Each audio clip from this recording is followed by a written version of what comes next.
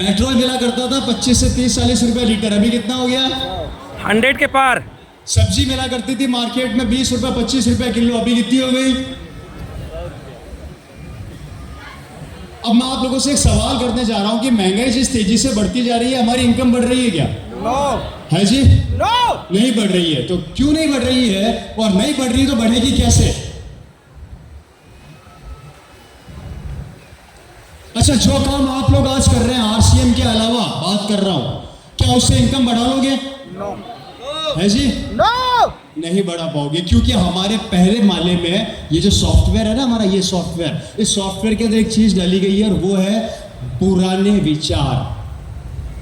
विचार क्या डाले गए मैं समझाने का प्रयास करता हूं, समझने की कोशिश कीजिएगा। हमारे पहले सॉफ्टवेयर में एक चीज को लोड कर दिया गया और वो लोडिंग सिस्टम बचपन से चलता आ रहा है, और वही लोडिंग सिस्टम हम हमारे बच्चे के सॉफ्टवेयर में लोड कर रहे हैं। वो लोडिंग सिस्टम क्या है बता देता हूं। हमें बचपन से एक चीज सिखाई गई, अगर मेरे पिताजी नौकरी कर रहे हैं तो मुझे भी क्या सिखाएंगे? नौकरी। सही कह रहा हूँ गलत कह रहा हूँ? Right sir. मेरे पिताजी व्यापार कर रहे हैं तो मुझे क्या सिखाएंगे? व्यापार। ट्रेडिशनल व्यापार कर ले। मेरे पिताजी खेती कर रहे हैं तो मुझे क्या सिखाएंगे? खेती। फर्क कितना है, अगर वो 25,000 के नौकर है तो मुझे बोलेंगे तू 50,000 का नौकर बन जा, पर बन क्या? नौकर। अगर तू बिजनेस कर रहा है, व्यापार कर रहा है, तेरी दुकान अगर 25 लाख की तो तू 50 की खोलने का प्रयास कर, लेकिन सिखाएंगे क्या? व्यापार, दुकान, व्यापार। सुनिए, मेरे को एक क्वेश्चन का उत्तर दीजिए। यहाँ पे बुजुर्ग बैठे हैं, बड़े बैठे हैं, समझदार बैठे हैं, बच्चे बैठे हैं, लेडीज बैठी है। जिस काम को करके मेरे दादा परदादा करोड़पति नहीं बन सके, उस काम को करके हम करोड़पति बन जाएंगे क्या? नो। तो फिर बनेंगे कैसे?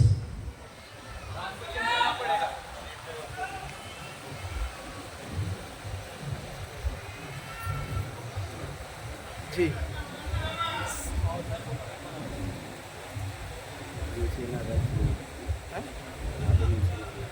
नौकरी कहती है भूखा मरने दूंगी नहीं, करोड़पति बनने दूंगी नहीं, मंदिर के घंटे की तरह बजता रहे। व्यापार कहता है कि भैया पैसा तो तेरे को दे दूंगा, लेकिन तेरे को पैसा देने के साथ साथ मगरमच्छ भी दूंगा। मैं बताता हूं आपको, थोड़ा समझ में आएगा। मेरी बात क्लियर हो रही है कि नहीं हो रही है? नींद तो नहीं आ रही? हेलो भैया, बोर्ड पे कर रहा हूं, कोई दिक्कत तो नहीं है? क्योंकि हम तो क्या बचपन में बोर्ड पे पढ़े थे, इसलिए बोर्ड पे अच्छा समझ में आता है।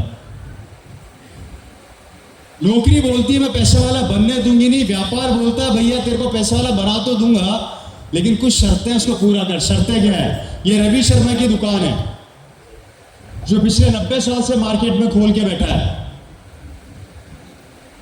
वर्मा जी को एक दिन जोश आ गया, 50 लाख रुपए लगा के मैं भी दुकान खोलूंगा। आ जाओ। वर्मा जी ने मेरी बगल में दुकान खोल ली। मेरी दुकान थोड़ी बड़ी है क्योंकि मैं पुराना मगरमच्छ हूं।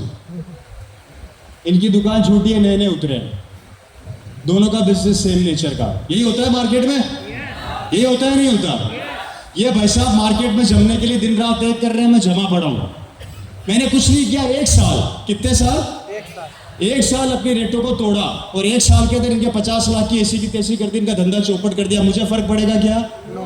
नहीं पड़ेगा। 1 साल का लॉस खाऊंगा, कोई बात नहीं। 1 साल नहीं कमाया, 90 साल से तो कमा रहा हूं मैं, लेकिन इस आदमी की जिंदगी तबाह कर दूंगा। यह है व्यापार, जिसके अंदर पुराने मगरमच्छ नई मछली को पैदा होने नहीं देते, उससे पहले खा जाते हैं, खत्म कर देते हैं, मार देते हैं।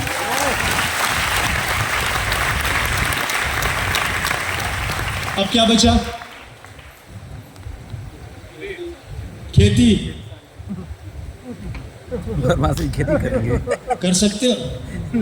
मेरे दादाजी 50 किलो ऐसे उठाते थे, मेरे से 5 किलो नहीं उठता।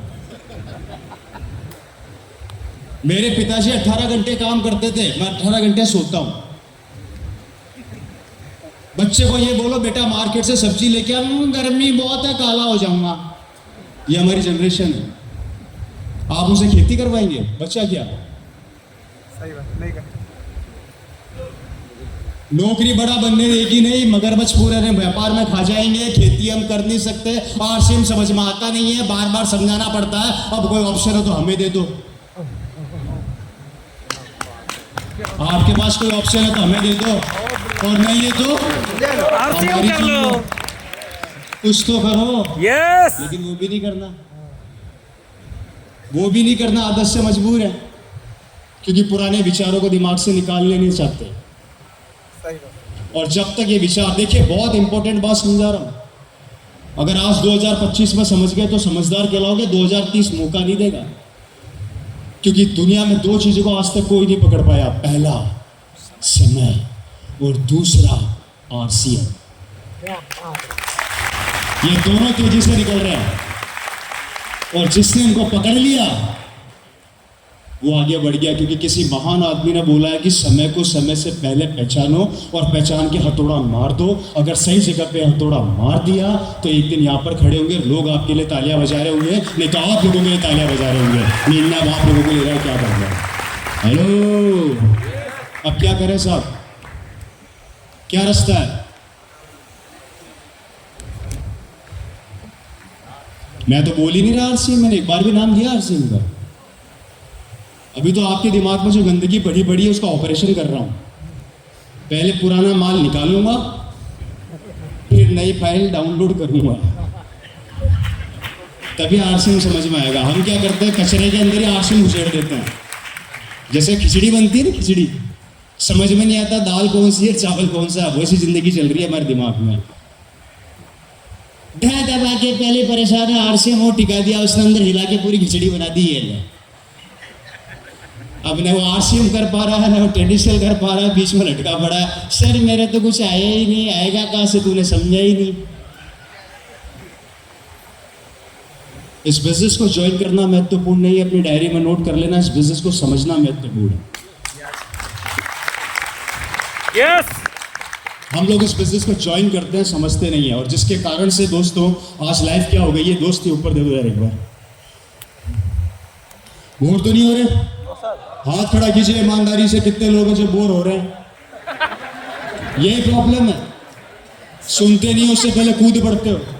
सुनते हो लो मैं क्या बोल रहा हूं और फिर बोलते हो भगवान मेरी किस्मत कब बदलेगी। भगवान बोला इंसान बना दिया, धरती पे भेज दिया, कुत्ता बिल्ली बना देता तो क्या करता। इसलिए मुझे दोष मत दे, अपने कर्म करना सीखो, ढंग से कर।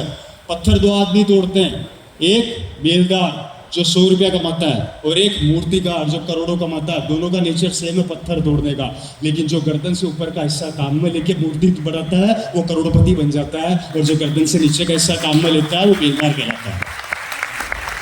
यस, अरे ये नहीं चाहिए मेरे भाई, ये चाहिए। बात समझ में आ रही है? जिसका नतीजा क्या हुआ फ्रेंड्स, दुनिया दो पार्ट्स में बढ़ गई।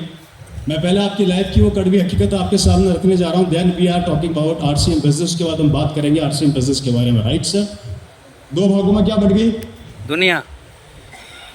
20%, 80%। एम आई राइट या रॉन्ग? ये 20% लोग कौन है? अरे यार बार बार मारकर क्यों पकड़ाते हो, टक्कर भी दे दो इसका। अब उस पर क्या लगाएगा मेरे को?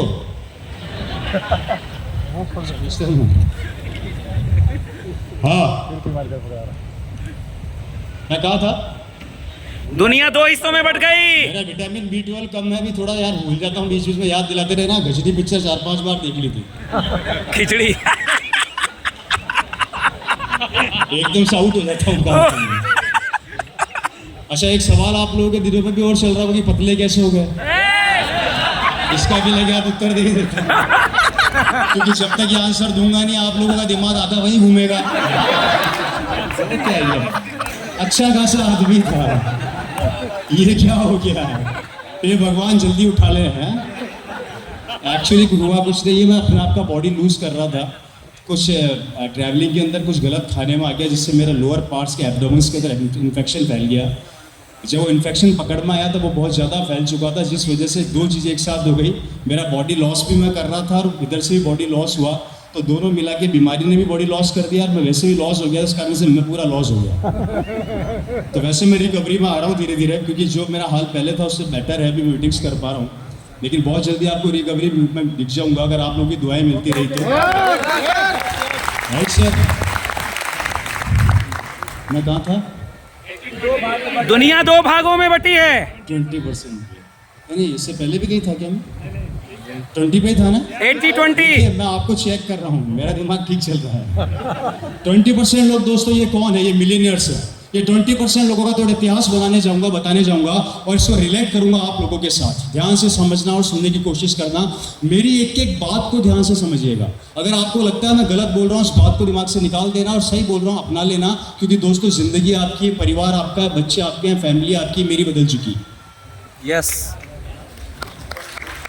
मेरी लाइफ बदल चुकी है। बदल चुकी, आपकी बदलने आया हूँ। Right sir? Right sir. ये 20% लोग कौन है? ये करोड़पति लोग हैं। करोड़पति हैं या अरबपति हैं? अरबपति हैं। अरबपति हैं या खरबपति हैं? खरबपति हैं। इनको करोड़पति बोल के इनकी बेइज्जती मत करो। दैट्स कॉल्ड ए खरबपति लोग। ये वो लोग हैं जहां पर जाते हैं अपना बंगला खरीद लेते हैं। ये वो लोग हैं जिनके पास खुद के हवाई जहाज होते हैं, खुद के चार्टर्ड प्लेन होते हैं। ये लोग कभी भी इंडिगो या ऐसी एयरलाइन में सफ़र नहीं करते। ये वो लोग होते हैं दोस्तों जो बड़े बड़े यॉट खरीदते हैं। ये वो लोग होते हैं जहाँ पर हाथ रख देते हैं, चीज़ें उनकी हो जाती है। Right sir? Right sir. ये वो लोग होते हैं जिनके पीछे पीछे पैसा भागता है। ये पैसे के पीछे नहीं भागते। क्या बोला मैं? जिनके पीछे पीछे पैसा भागता है और पैसे इनके पीछे नहीं। ये पैसे के पीछे नहीं भागते। और हम पैसे के पीछे भागते। हम क्या करते हैं? पैसे के पीछे भागते हैं। हम पैसे के पीछे भागते हैं और ये लोगों के पीछे पैसा भागता है। जानना चाहते हैं क्यों? उससे पहले बताता हूँ आश्चर्यचकित आंकड़े। ये 20% लोग आज से 90 साल पहले सारे सड़क पर थे। उससे बड़ा आंकड़ा, ये 20% लोगों में से 80% पीपल 5वीं फेल हैं। उससे बड़ा आंकड़ा, इन 20% लोगों को जो 5वीं फेल है, हम हमारे बच्चों को लाखों करोड़ रुपए की एजुकेशन दिला के इनका नौकर बनने भेजते हैं। Yes sir. है या नहीं? लेकिन ये 20% वो लोग हैं जिन्होंने अपनी जिंदगी में कुछ चीजों को स्थापित किया जिसे बोला जाता है ब्रांड। क्या बोला जाता है? ब्रांड। मैंने लड़कों को देखा है, यंगस्टर्स को देखा है, आप में से भी कई लोग यहाँ पर 80% लोग बैठे हैं। जूता चाहिए तो XYZ कंपनी का पहनूंगा, कपड़े चाहिए तो उस ब्रांड के पहनूंगा, टाई चाहिए तो उस ब्रांड की पहनूंगा। ये बात 90 साल पहले बोल सकते थे क्या आप लोग? तो इसको ब्रांड किसने बनाया? हम लोगों ने। और जब हमने ब्रांड बनाया तो जिंदगी इनकी चमक गई। हम कहाँ हैं? हम कहाँ हैं? ब्रांड वो चीज होती है दोस्तों जिसे एक बार आप बना दो, उसके बाद ब्रांड बिकता है, आदमी नहीं बिकता। मेरे आने से पहले रवि शर्मा बिका। एम आई राइट या रॉन्ग? क्या बिका? रवि शर्मा। मुझे लोगों ने बताया यहाँ पर आके कि सर आपका वो गाना बहुत चलाया था हमने। कहो कौन सा था, मैं भूल गया। कहो न कहो ओ जाने जाना। मेरे आने से पहले मेरी स्टोरी बिकी और अभी भी आप लोग 150 रुपया देके मुझे यहाँ पर खरीद के 1.5 घंटे के लिए आप लोग सुनने आए हैं, क्योंकि आपने मुझे 1.5 घंटे के लिए खरीदा है 150 रुपया देके। कारण मैं ब्रांड बन गया। और जब ब्रांड बन जाओगे तो बिकना सीख जाओगे। जिस दिन बिकना सीख गए दुनिया आपके पीछे पीछे भागेगी। इसलिए ब्रांड बनना सीखो। तो ब्रांड बनाएगा कौन? ये लोग तो बनाएंगे नहीं। ब्रांड बनाएगा आपको एक ही इंसान, एक ही सिस्टम जिसका नाम है RCM। ये 20% लोग पैसे वाले क्यों बने? इसके 3 मेजर कारण थे। जानना चाहते हैं कितने कारण थे? 3 मेजर कारण थे कि ये 20% लोग पैसे वाला क्यों बने। ध्यान से सुनना और समझने की कोशिश करना। पहला कारण, दूसरा कारण और तीसरा कारण। अगर ये 3 कारण आप लोगों को समझ में आ गए तो ये 20% की स्लैब में तो हम आए ना आए, लेकिन हमारे थॉट बदल गए तो हम आ भी जाएंगे। ये 20% लोग पैसे वाले क्यों बने समझना। पीछे तक समझ में आ रहा है? Okay fine, thank you so much. पहला कारण, ये 20% लोगों ने उस चीज को आज से 70-80 साल पहले समझ लिया जिस चीज को समझाते समझाते हम लोगों को पसीना आ रहा है। जिस चीज को समझाते समझाते हमें 22 साल हो गए, आपके दिमाग में वो चीज बैठ नहीं रही है। ये बात इनको 70-80 साल पहले समझ में आ गई थी। जानना चाहते हैं क्या बात थी वो?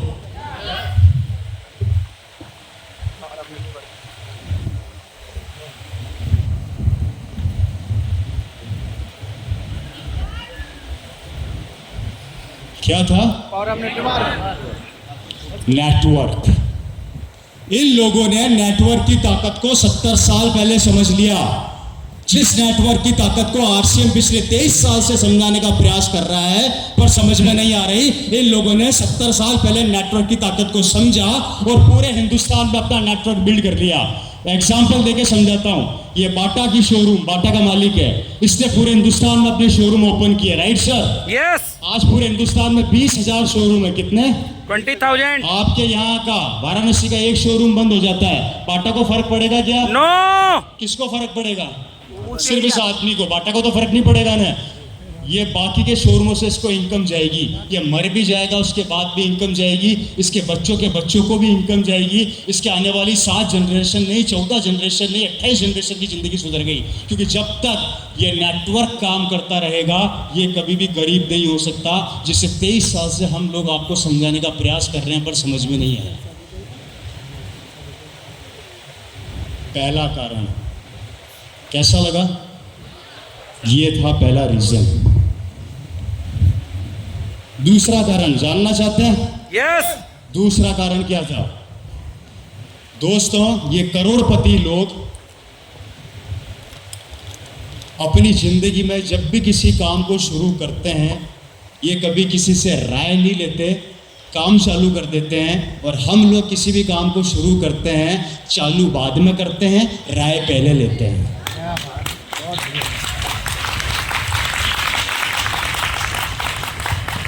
जियो ने, रिलायंस ने जियो खोला, आप में से कितने लोगों के पास फोन आया था?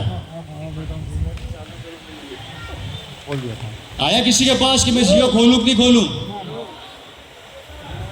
क्योंकि रिलायंस के मालिक को पता है मैं जियो खोलूंगा तो लोग लेंगे, क्योंकि उसको अपने बिजनेस पर विश्वास है, खुद पर विश्वास है। और हम क्या करते हैं? थोड़ा सा पैसा आया नहीं, राय लेना चालू करते हैं। परचूने की दुकान खोलूं, साड़ी की खोलूं, साड़ी की खोलूं, सूट की खोलूं, सूट की खोलूं, मोटरसाइकिल की खोलूं, मोटरसाइकिल खोलूं, पार्ट्स की खोलूं, पार्ट्स की खोलूं, पान की थैली खोलूं, पान की थोड़ी खोलूं, मिठाई की खोलूं, मिठाई की खोलूं, नमकीन की खोलूं। तो बता तो सही मैं क्या करूं? और उससे बड़ी बात, हम राय किससे लेते हैं? अपने रिश्तेदारों से या पड़ोसी से। सही कह रहा हूं, गलत कह रहा हूं? हेलो, अगर आपके रिश्तेदार और पड़ोसी इतने समझदार होते तो आपके पड़ोसी होते क्या?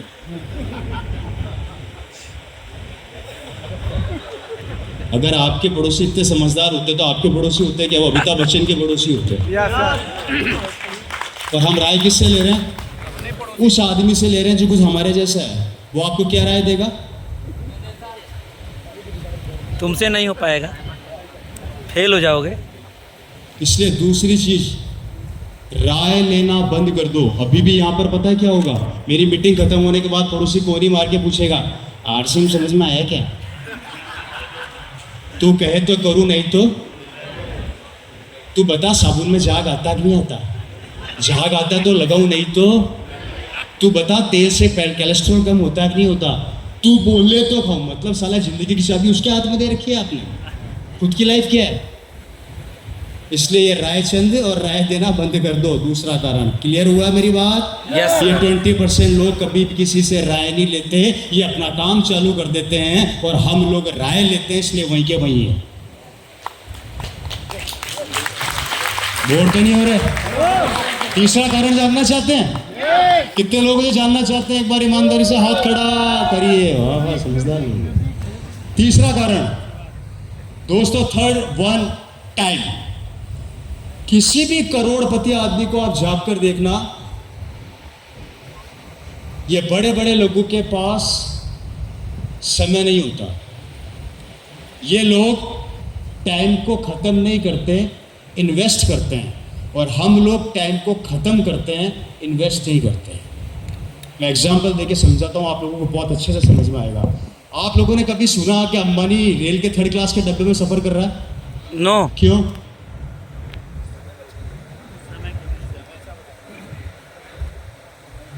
आप लोगों ने कभी सुना कि शाहरुख खान साहब अमिताभ बच्चन की पिक्चर की तारीफ कर रहे हैं? या अमिताभ बच्चन जी शाहरुख खान की पिक्चर की तारीफ कर रहे हैं? चलिए, आप लोगों ने कभी सुना कि नरेंद्र मोदी जी वाराणसी आके डिस्को डांस के अंदर डिस्को कर रहे हैं? नहीं। क्यों? उनके पास क्या नहीं है? समय नहीं है। मैं एक बहुत बड़े सुपरस्टार का इंटरव्यू देख रहा था, मेरी बात को ध्यान से समझिएगा। उस इंटरव्यू में एक शख्स, दिल्ली का लड़का जो मुंबई जाके आज बहुत बड़ा स्टार बन गया, जो इंडस्ट्री का सबसे पैसे वाला आदमी है, जिसका नाम आप लोग अच्छे से जानते हैं, मिस्टर शाहरुख खान साहब, जो एक ज़माने पे सड़क पर थे, जिनके माँ बाप भी इस दुनिया में नहीं रहे। उनका एक पत्रकार इंटरव्यू ले रहा था। उस पत्रकार ने शाहरुख खान साहब से एक सवाल किया कि सर, अब तक आपने 50 सुपर हिट पिक्चरें दी है, कितनी? 50 सुपर हिट मूवीज आपने इंडस्ट्री को दी। एक सवाल करना चाहता हूं कि आपने खुद ने अपनी पिक्चर कितनी बार देखी? तो शाहरुख खान ने पता है क्या रिप्लाई दिया? मेरे पास टाइम कहाँ है देखने का, आप लोग हो ना। क्या काम हो ना, आप लोग हो ना। एक पिक्चर हॉल में पिक्चर रिलीज होती है, 200 रुपए की टिकट खरीदते हो, पिक्चर हॉल में जाकर बैठते हो, 500 रुपए के पॉपकॉर्न खरीदते हो, 700 रुपए का खर्चा करते हो, उसके बाद हॉल में बैठ के ताली बजाते हैं, मुस्कुराते हैं, हंसते हैं, क्या पिक्चर थी। आप हंस रहे किसके ऊपर हैं? आप हंसते शाहरुख खान पर हैं। और जितना आप शाहरुख खान पर हंसते हैं, उतना वो मर्सिडीज और BMW में घूमता है। 3 घंटे हमने खराब किए, जिंदगी उसकी बन गई। समय हमने खराब किया, लाइफ उसकी बन गई। जिंदगी हमारी तबाह हो रही है, पैसे वाला वो बनता जा रहा है। शाहरुख खान को पता है कि उनका बच्चा क्या करेगा, बड़े बड़े पॉलिटिशियन को पता है कि उनका बच्चा क्या बनेगा। आपको पता है कि आपका बच्चा क्या बनेगा?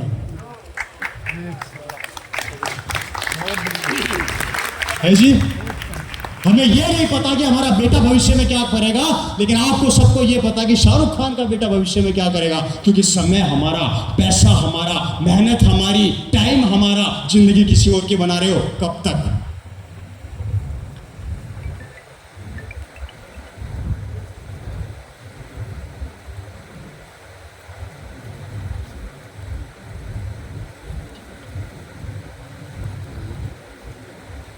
और हमारे जैसे बोलते हैं वही समय RCM को दे दे, RCM तेरे को शाहरुख खान बना देगा, पर समझ में नहीं आता।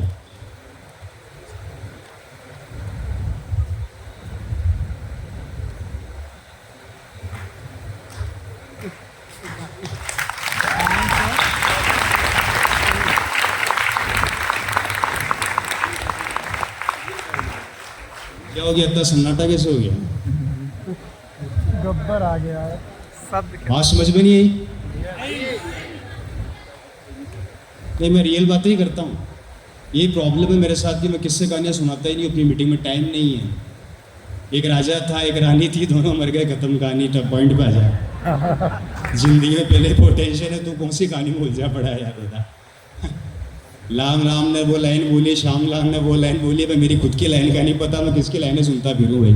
अपनी ज़िंदगी तो बना लूँ कम से कम, उसके बाद लाइनें सुनते फिरेंगे। सबकी अपनी एक लाइफ होती है, हमारे सबके अंदर वो पावर है। आप अपनी ताकत को भूल रहे हो, अपनी ताकत को पहचानिए। आप ज़िंदगी में बहुत बड़ा कर सकते हैं, लेकिन सिर्फ हमारे कुछ चैलेंजेस हमें आगे बढ़ने से रोक देते हैं। हमारे कुछ ऐसी बातें जो हमें आगे बढ़ने से रोक रही है, उनको ज़िंदगी से निकाल के बाहर फेंको। ये 3 मेजर कारण है जिस कारण से ये लोग करोड़पति बने। पहला, इन्होंने नेटवर्क की ताकत को समय से समय पहले पहचान लिया।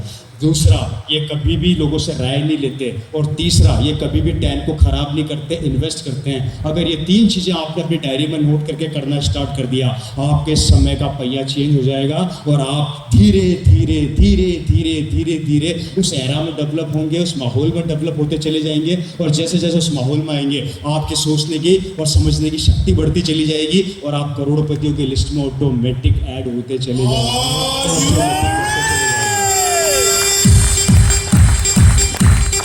बात समझ में आ रही है? यस। अब प्रॉब्लम यहाँ पर एक ये आ गई, हम इसमें तो नहीं आते। इसमें तो हम किस में आते हैं?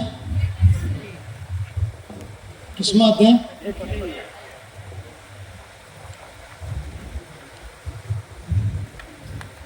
80%।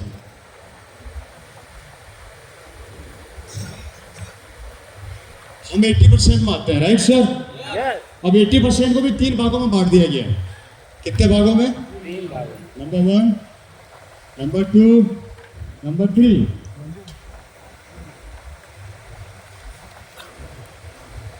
First, second, third.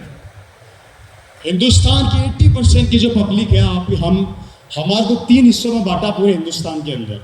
वो 3 हिस्से क्या समझना चाहेंगे? हम सबसे पहले बात करते हैं इस आदमी की। ये आदमी कौन होते हैं? उसके बाद हम बात करेंगे इस आदमी की, फिर हम बात करेंगे इस आदमी की। सबसे पहले हम नंबर 1 की बात कर रहे हैं। नंबर 1 कौन लोग हैं जो 80% की पॉपुलेशन में आते हैं? समझना बहुत ज़रूरी है, राइट सर? Yes sir. अगर आप में से कुछ लोग यहाँ पर बैठे हो तो मेरी बात खत्म होने के बाद ईमानदारी से हाथ ऊपर कर देना। समझ में आ गई मेरी बात? ये 80% की पहली कैटेगरी कौन सी है? मिलना चाहोगे?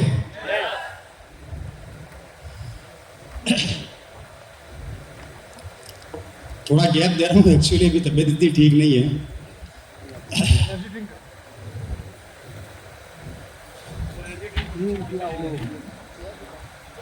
दोस्तों ये वो कैटेगरी है हमारे समाज की जो आज हमारे बीच में यहाँ पर बैठी है। चेयर हटा दो। हमारे बीच में यहाँ पर बैठी है। ये लोग पता कौन होते हैं?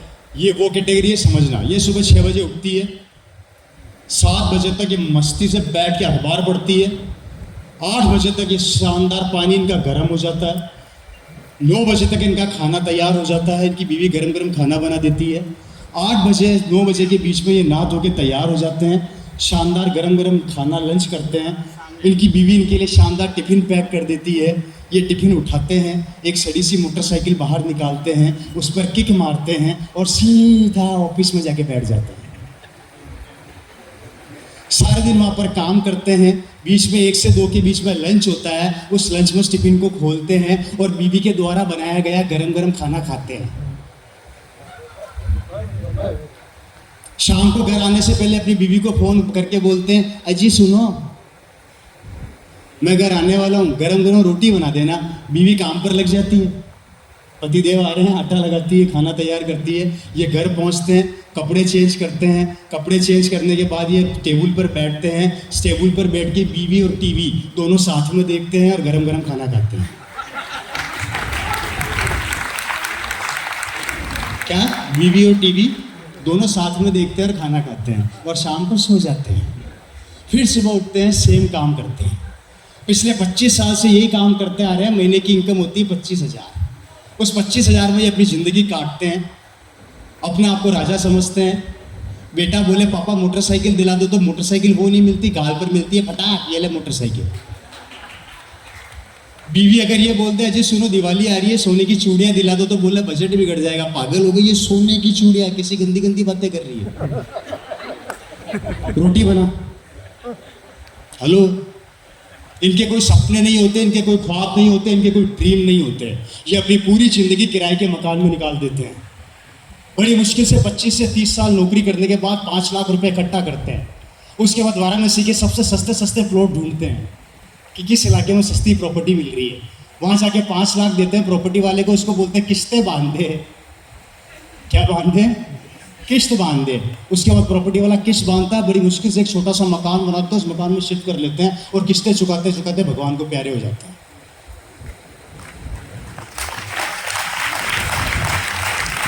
हेलो, अभी तो रुको, और भी बाकी है। पूरी जिंदगी मेहनत करने के बाद इनका बैंक बैलेंस 0 होता है। इनकी बीवी को यह पता लग चुका होता है कि मेरा पति किसी नहीं काम का तो है पर बड़ा कुछ दिलाएगा नहीं। इनकी बीवियां 2 साड़ी में अपनी पूरी जिंदगी निकाल देती है। अच्छा, इनकी बीवियां भी जानती है कि हमारा पति तो कुछ दिलाने वाला है नहीं, तो इनकी बीवियां हफ्ते के हफ्ते अपने पति की जेब से 50 रुपए चोरी करती है। कब तक चोरी करती है? दिवाली से दिवाली, टाइम फिक्स। अगली दिवाली आती है, साड़ी खरीद के लाती है शानदार 5-6-7 हज़ार रुपए की, और जब साड़ी खरीदती है, साड़ी पहनती है दिवाली पर, तो पति भी उसको बड़े गौर से देखता है, ये कहाँ से लेके आ गई थी? तो ये बोलती है जी कम से कम इस पे तो नजर मत मारो, ये मैंने जो पैसे इकट्ठे किए थे उसकी खरीदी है। पूरी जिंदगी पत्नियां अपने पति की सेवा करती है, लेकिन पति का कोई सपने, कोई ड्रीम नहीं होते, कोई ख्वाब नहीं होते। अपनी बीवी को, अपने बच्चों को उसी जिंदगी में चाड़ के रह जाता है। गलती से अगर बीवी ये बोलते 5 स्टार में खाना खिला दो, बजट बिगड़ जाता है। बच्चा ये बोलते मोटरसाइकिल दिला दो, बजट बिगड़ जाता है। घर से पहले 500 रुपये लेके निकलते थे तो 500 का पेट्रोल डलाते थे, अब पेट्रोल डलवाते हैं 100 रुपये का, 400 की सब्जी ले जानी है। यस। हेलो, बात समझ में आ रही है आप लोगों को? ये अपनी बीवी को पता है क्या राय देते हैं? पागल हो गई है, 5 स्टार होटल में खाना मिलता है क्या कोई ढंग का? वहां पर तो सब बेकार मिलता है। एक काम कर, शानदार आलू की सूखी सब्जी बना, पूड़ी निकाल और एक चद्दर उठा, मोटरसाइकिल पे पीछे बैठ, शानदार सरकारी गार्डन बना वाराणसी में, गजब का ठंडी ठंडी हवा आती है। वहां ले जाके चादर बिछा के बिठा देते हैं, उसके ऊपर दोनों पति पत्नी बैठ के खाना खाते हैं, घर में आ जाते हैं। बोला देखा कैसा मजा आ रहा था, कितना सुंदर सुंदर लग रहा था। सुंदर वहां नहीं लग रहा था, पॉकेट की साइज अलाउ नहीं कर रही थी इसलिए। ये ज़िंदगी होती है इस इंसान की जो पूरी ज़िंदगी अपनी बर्बाद कर देता है, अपनी लाइफ में कुछ कर नहीं पाता, अपने परिवार को सुख दे नहीं पाता और अपने बच्चों को भी यही सिखाता कि तुम्हें भी यही काम करने हैं। ईमानदारी से बताइए कितने लोग यहाँ पर इस कैटेगरी में जो यहाँ पर बैठे हैं, और ये ज़िंदगी कैसी लग रही है?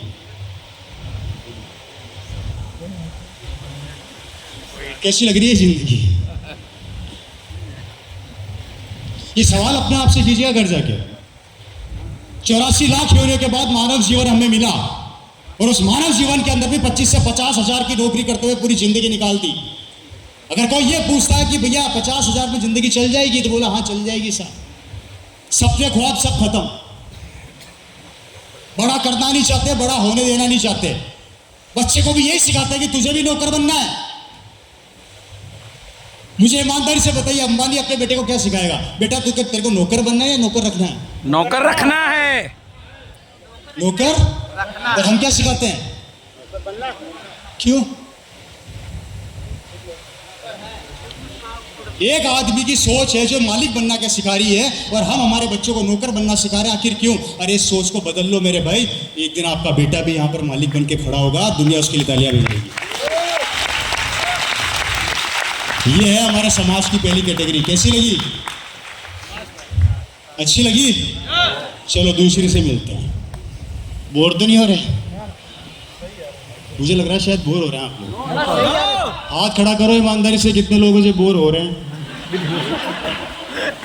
Second category. इस कैटेगरी में हमारे यंगस्टर्स आते हैं, बहुत ज्यादा यंगस्टर्स, बहुत युवा। इस कैटेगरी में हमारे हिंदुस्तान के वो लोग आते हैं। आप लोगों को पहले मैं एक पिक्चर क्लियर कर देता हूँ। इंडिया पूरे वर्ल्ड की पहली कंट्री है जिसमें यंगस्टर्स की संख्या सबसे ज्यादा है। और आपको बताते हुए मुझे बड़ी खुशी हो रही है कि पूरे वर्ल्ड में हिंदुस्तान वर्ल्ड की पहली कंपनी है जहां पे बेरोजगार भी सबसे ज्यादा है।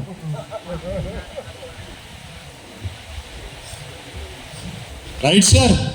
अब आगे बढ़ते हैं। ये दूसरी कैटेगरी कौन होती है? ये रोज सुबह 7 बजे उठती है, 8-9 बजे उठती है, शानदार कपड़े उपड़े पहन के डीओ वीओ परफ्यूम मार के तैयार हो जाती है। पापा ऑफिस में निकल जाते हैं, मम्मी से धीरे से बोलती है 100 रुपये देना, तो मम्मी चुपके से 100 रुपये इसको पकड़ा देती है, मोटरसाइकिल में तेल डलाता है। अच्छा ये कैटेगरी अकेली नहीं होती, इनकी गैंग होती है। क्या होती है इनकी? गैंग होती है। सब बेटे सुबह 10 बजे की तैयारी करके घर से निकलते हैं, 5-6 अपनी अपनी मोटरसाइकिलें लेके, और पैसे भी मम्मी से लेते हैं। पापा से लिया तो थप्पड़ मिलने वाली है, पैसा नहीं मिलने वाला। Right sir? ये मम्मी से तरीके से पूछते हैं पापा गए? हाँ गए। हाँ अब मैं शेर हूँ। Right sir? ये घर से निकलते हैं सुबह, पता है ये कहाँ मिलते हैं? ये आपको 2 जगह मिलेंगे, पान की थैली पे या चाय की दुकान पे। वहाँ बैठे बैठे सारे दिन गप्पे मारेंगे, फालतू की बातें करेंगे, समय खत्म करेंगे, समय किल करेंगे। सही कह रहा हूँ गलत कह रहा हूँ? आपके आसपास भी ऐसे काफ़ी लोग आपने देखे होंगे जो हमारे यंगस्टर आज की तारीख में या तो चाय की दुकान पर बैठे मिलेंगे आपको, या पान की थड़ी पे मिलेंगे, या किसी डिस्को बार में मिलेंगे। क्या बोलते हैं? अड़ी लगाना। अड़ी लगाना भाई साहब बता रहे हैं, मुझे तो एग्जैक्टली नहीं पता क्या होता है, पर अड़ी लगाना बोलते हैं तो अड़ी लगा रहे हैं। Right sir? ये अपने समय को बर्बाद करते हैं, किल करते हैं। उम्र हो जाती है 28 से 30 साल, घर पर आते हैं तो इनके पिताजी इनको बोलते हैं कि पापा पापा, फिर इनके पिताजी बोलते हैं बेटा 2 पैसा कमा के ला। तो बेटा बोलता है पापा नौकरी मांगने जाता हूँ। अच्छा दोष इनका नहीं है, कसूर इनका नहीं है, आपने लाखों रुपया खर्च करके अपने बेटे को एजुकेशन दिला दी। गलत फहमी में जीना मत। मुझे कई लोग मिलते हैं मार्केट के अंदर, मेरा बेटा 80% से पास आउट है, 85 वाला दिल्ली में वैसे ही घूम रहा है। यस। चलो मेरे साथ दिल्ली में भरे पड़े हैं। राइट है रॉन्ग? Right sir. आपने भी क्वालिफिकेशन अभी बताई थी। सही कह रहा हूँ गलत कह रहा हूँ? कंडीशंस क्या हो गई है? ये अपने पिताजी को बोलता है पापा पापा नौकरी मांगने जाता हूं, नौकरी के लिए हाथ पैर मारता हूं। ये कंपनी, ये लाइन काम वालों की, मैं बोलता हूं पापा 20,000 रुपये महीने की नौकरी मांगने जाता हूं, तो पीछे से आवाज आती है 15,000 में मैं कर लूंगा, मुझे रख लो। यस। 15,000 बोलते पीछे से एक आवाज और आती है, मैं 10 में ही कर लूंगा, मुझे रख लो। ना काम मिलता है ना कुछ मिलता है, और बच्चा पान की थड़ी पे बैठा बैठा अपना टाइम पास करता है, जिसमें हमारे बच्चे भी आते हैं।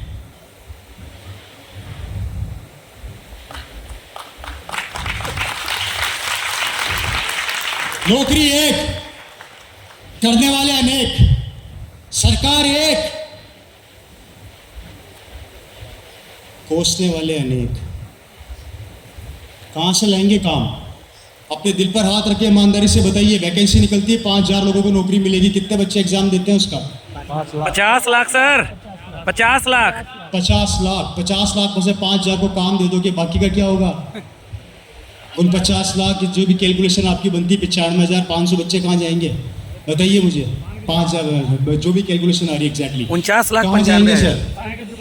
आप सोच कर देखिए, ये हमारे देश का भविष्य हो रहा है, जिस कारण से बच्चा बिगड़ता जा रहा है, पान की थड़ी पे बैठा बैठा अपने समय को किल कर रहा है, काम धंधा इसको मिल नहीं पाता, और ये बिगड़ता बिगड़ता डिप्रेशन में जा रहा है। आपको इंडिया के आंकड़े बता देता हूं मैं। हिंदुस्तान के यंगस्टर्स जो 80% आज की तारीख में बेरोजगार हैं, उसके 10% यंगस्टर डिप्रेशन का शिकार बन चुके हैं, और उसके 5% यंगस्टर इस समय फांसी लगा के आत्महत्या कर रहे हैं, जिनको ना आप रोक सकते हो ना मैं रोक सकता हूं, क्योंकि वो परेशान हो रहे हैं। यस। जो अंदर से इतने परेशान हो रहे हैं कि उनके पास काम धंधा नहीं है। और दोस्तों यही हाल रहा ना, यही हाल रहा तो अभी तो ये पान की थड़ी पे आपको चुपके से सिगरेट पीते हुए दिखेंगे थोड़े दिनों बाद, और उसके बाद टोटली कोलैप्स, फैमिली खत्म, परिवार खत्म, बच्चे खत्म। किसके लिए दौड़ रहे हैं हम लोग? उस बच्चे की जिंदगी बनाने के लिए। मुझे कई माँ बाप बोलते हैं, सर हमने हमारे बच्चे को पढ़ा दिया लिखा दिया, अब इसकी किस्मत ये जाने, इसका काम जाने। पढ़ाना लिखाने का मतलब ये नहीं कि एजुकेशन देने का मतलब ये नहीं है कि आपने उसको बहुत बड़ा ऑफिस, प्लीज़ सर मत कीजिए, डिस्टर्बेंस में कर लूँगा, प्लीज़ बैठिए। पढ़ाने का मतलब ये नहीं है कि आपने अपने बच्चे को नौकरी दिलवा दी या आपने अपने बच्चे को सेट कर दिया, गलत फहमी दिमाग से निकाल देना। और ये आंकड़े 2025 के बता रहा हूँ, 2030 के आंकड़े सुनोगे तो नींद नहीं आएगी रात को। 2030 के आंकड़े ये बताते हैं हिंदुस्तान के अंदर टोटल मार्केट कंप्यूटराइज्ड होने वाला है, ऑनलाइन होने वाला है। पहले खाना खाने बाजार में जाते थे, अब खाना चल के घर में आ रहा है। Yes sir. पहले सब्जी खरीदने बाजार में जाते थे, अब सब्जी घर में आ रही है। पहले बैंकों के अंदर लोग कर्मचारी काम किया करते थे, अभी मोबाइल से पैसे ट्रांसफर हो रहे हैं, सब कुछ मोबाइल में दिख रहा है। अरे सब चीज़ें जब ये कंप्यूटर मशीनें करने लग जाएगी तो 2030 में जब हमारी जनसंख्या 160 करोड़ होगी, तब क्या करोगे आप लोग? और कहाँ से लाओगे अपने बच्चों के लिए काम और धंधा? अगर कोई रास्ता हो तो बताओ मेरे को।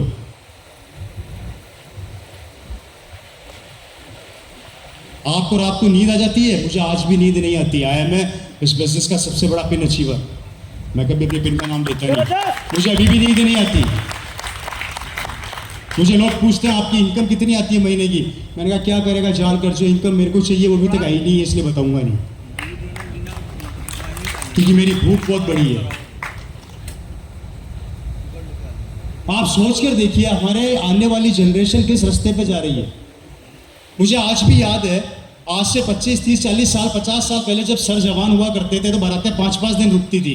सही कह रहा हूँ गलत कह रहा हूँ? और अब 3 दिन रुकती थी, और अब 1 घंटे में रवाना।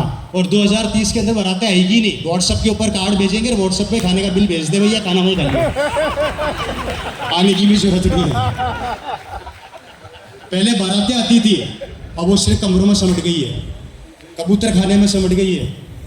बारात में आदमी कितने आएंगे? 200 आदमी ला रहा हूँ, 200। अब पुराने लोगों से पूछ, 2-2 हज़ार लेके आते थे, क्योंकि ना इधर पैसा है ना उधर पैसा है। यस। दोनों ही पार्टियां ठंडी है। फिर क्या होता है आगे सुनिए। इनके माँ बाप सोचते हैं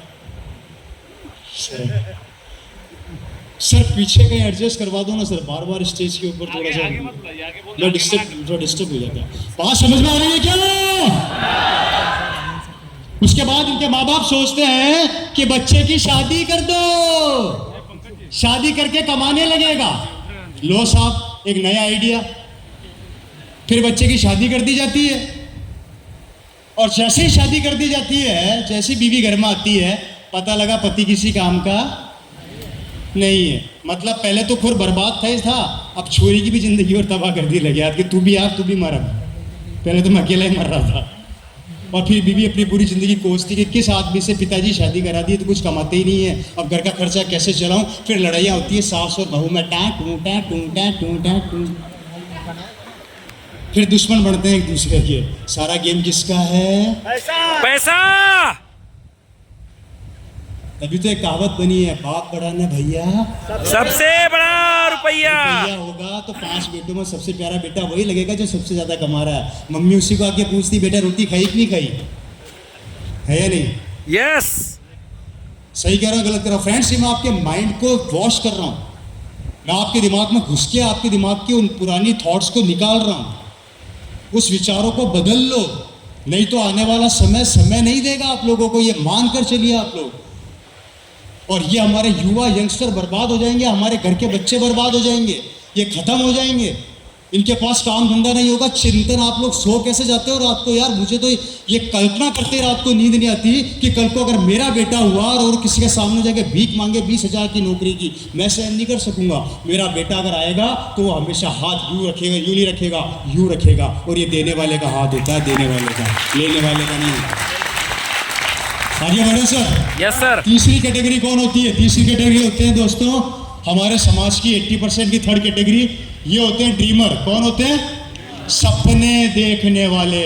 ये वो पागल होते हैं जो अपने सपनों के ना धो के पीछे पड़ जाते हैं। ये वो दीवाने होते हैं जो गरीबी से निकल के अपने आप को स्टार बनाते हैं। ये वो लोग होते हैं जब तक कि अपने ड्रीम को पा न ले, न चैन से सोते हैं न खाते हैं। ये कभी बीवी को नहीं देखते, ये कभी टीवी को नहीं देखते, ये कभी ये नहीं सोचते कि इनका लोग कितनी हंसी उड़ा रहे हैं या मजाक कर रहे हैं। ये सिर्फ अपने टारगेट पर फोकस करके काम स्टार्ट करते हैं। और जितने भी आगे बैठे हैं ना, ये सारे लोग उसी कैटेगरी के लोग हैं जो ड्रीमर हैं, सपने देख के सच करना जानते हैं और जिन्होंने इतिहास बनाया है। और ये दोस्तों कभी हारते नहीं, कभी थकते नहीं, कभी रुकते नहीं, कभी टूटते नहीं, कभी घबराते नहीं। और इनको कोई हरा नहीं सकता क्योंकि इनका लक्ष्य इनकी आंखों के सामने होता है, बातों में नहीं, कर्मों में। यस। बातों में नहीं, कर्मों में। बात समझ में आ रही है? स्टोरी से रिलेट करने जा रहा हूं। मेरे पिताजी इस कैटेगरी में थे, सरकारी नौकरी। यहां से निकल के सीधा इस कैटेगरी में आ गए। बहुत ही गरीब फैमिली से मैं रहा,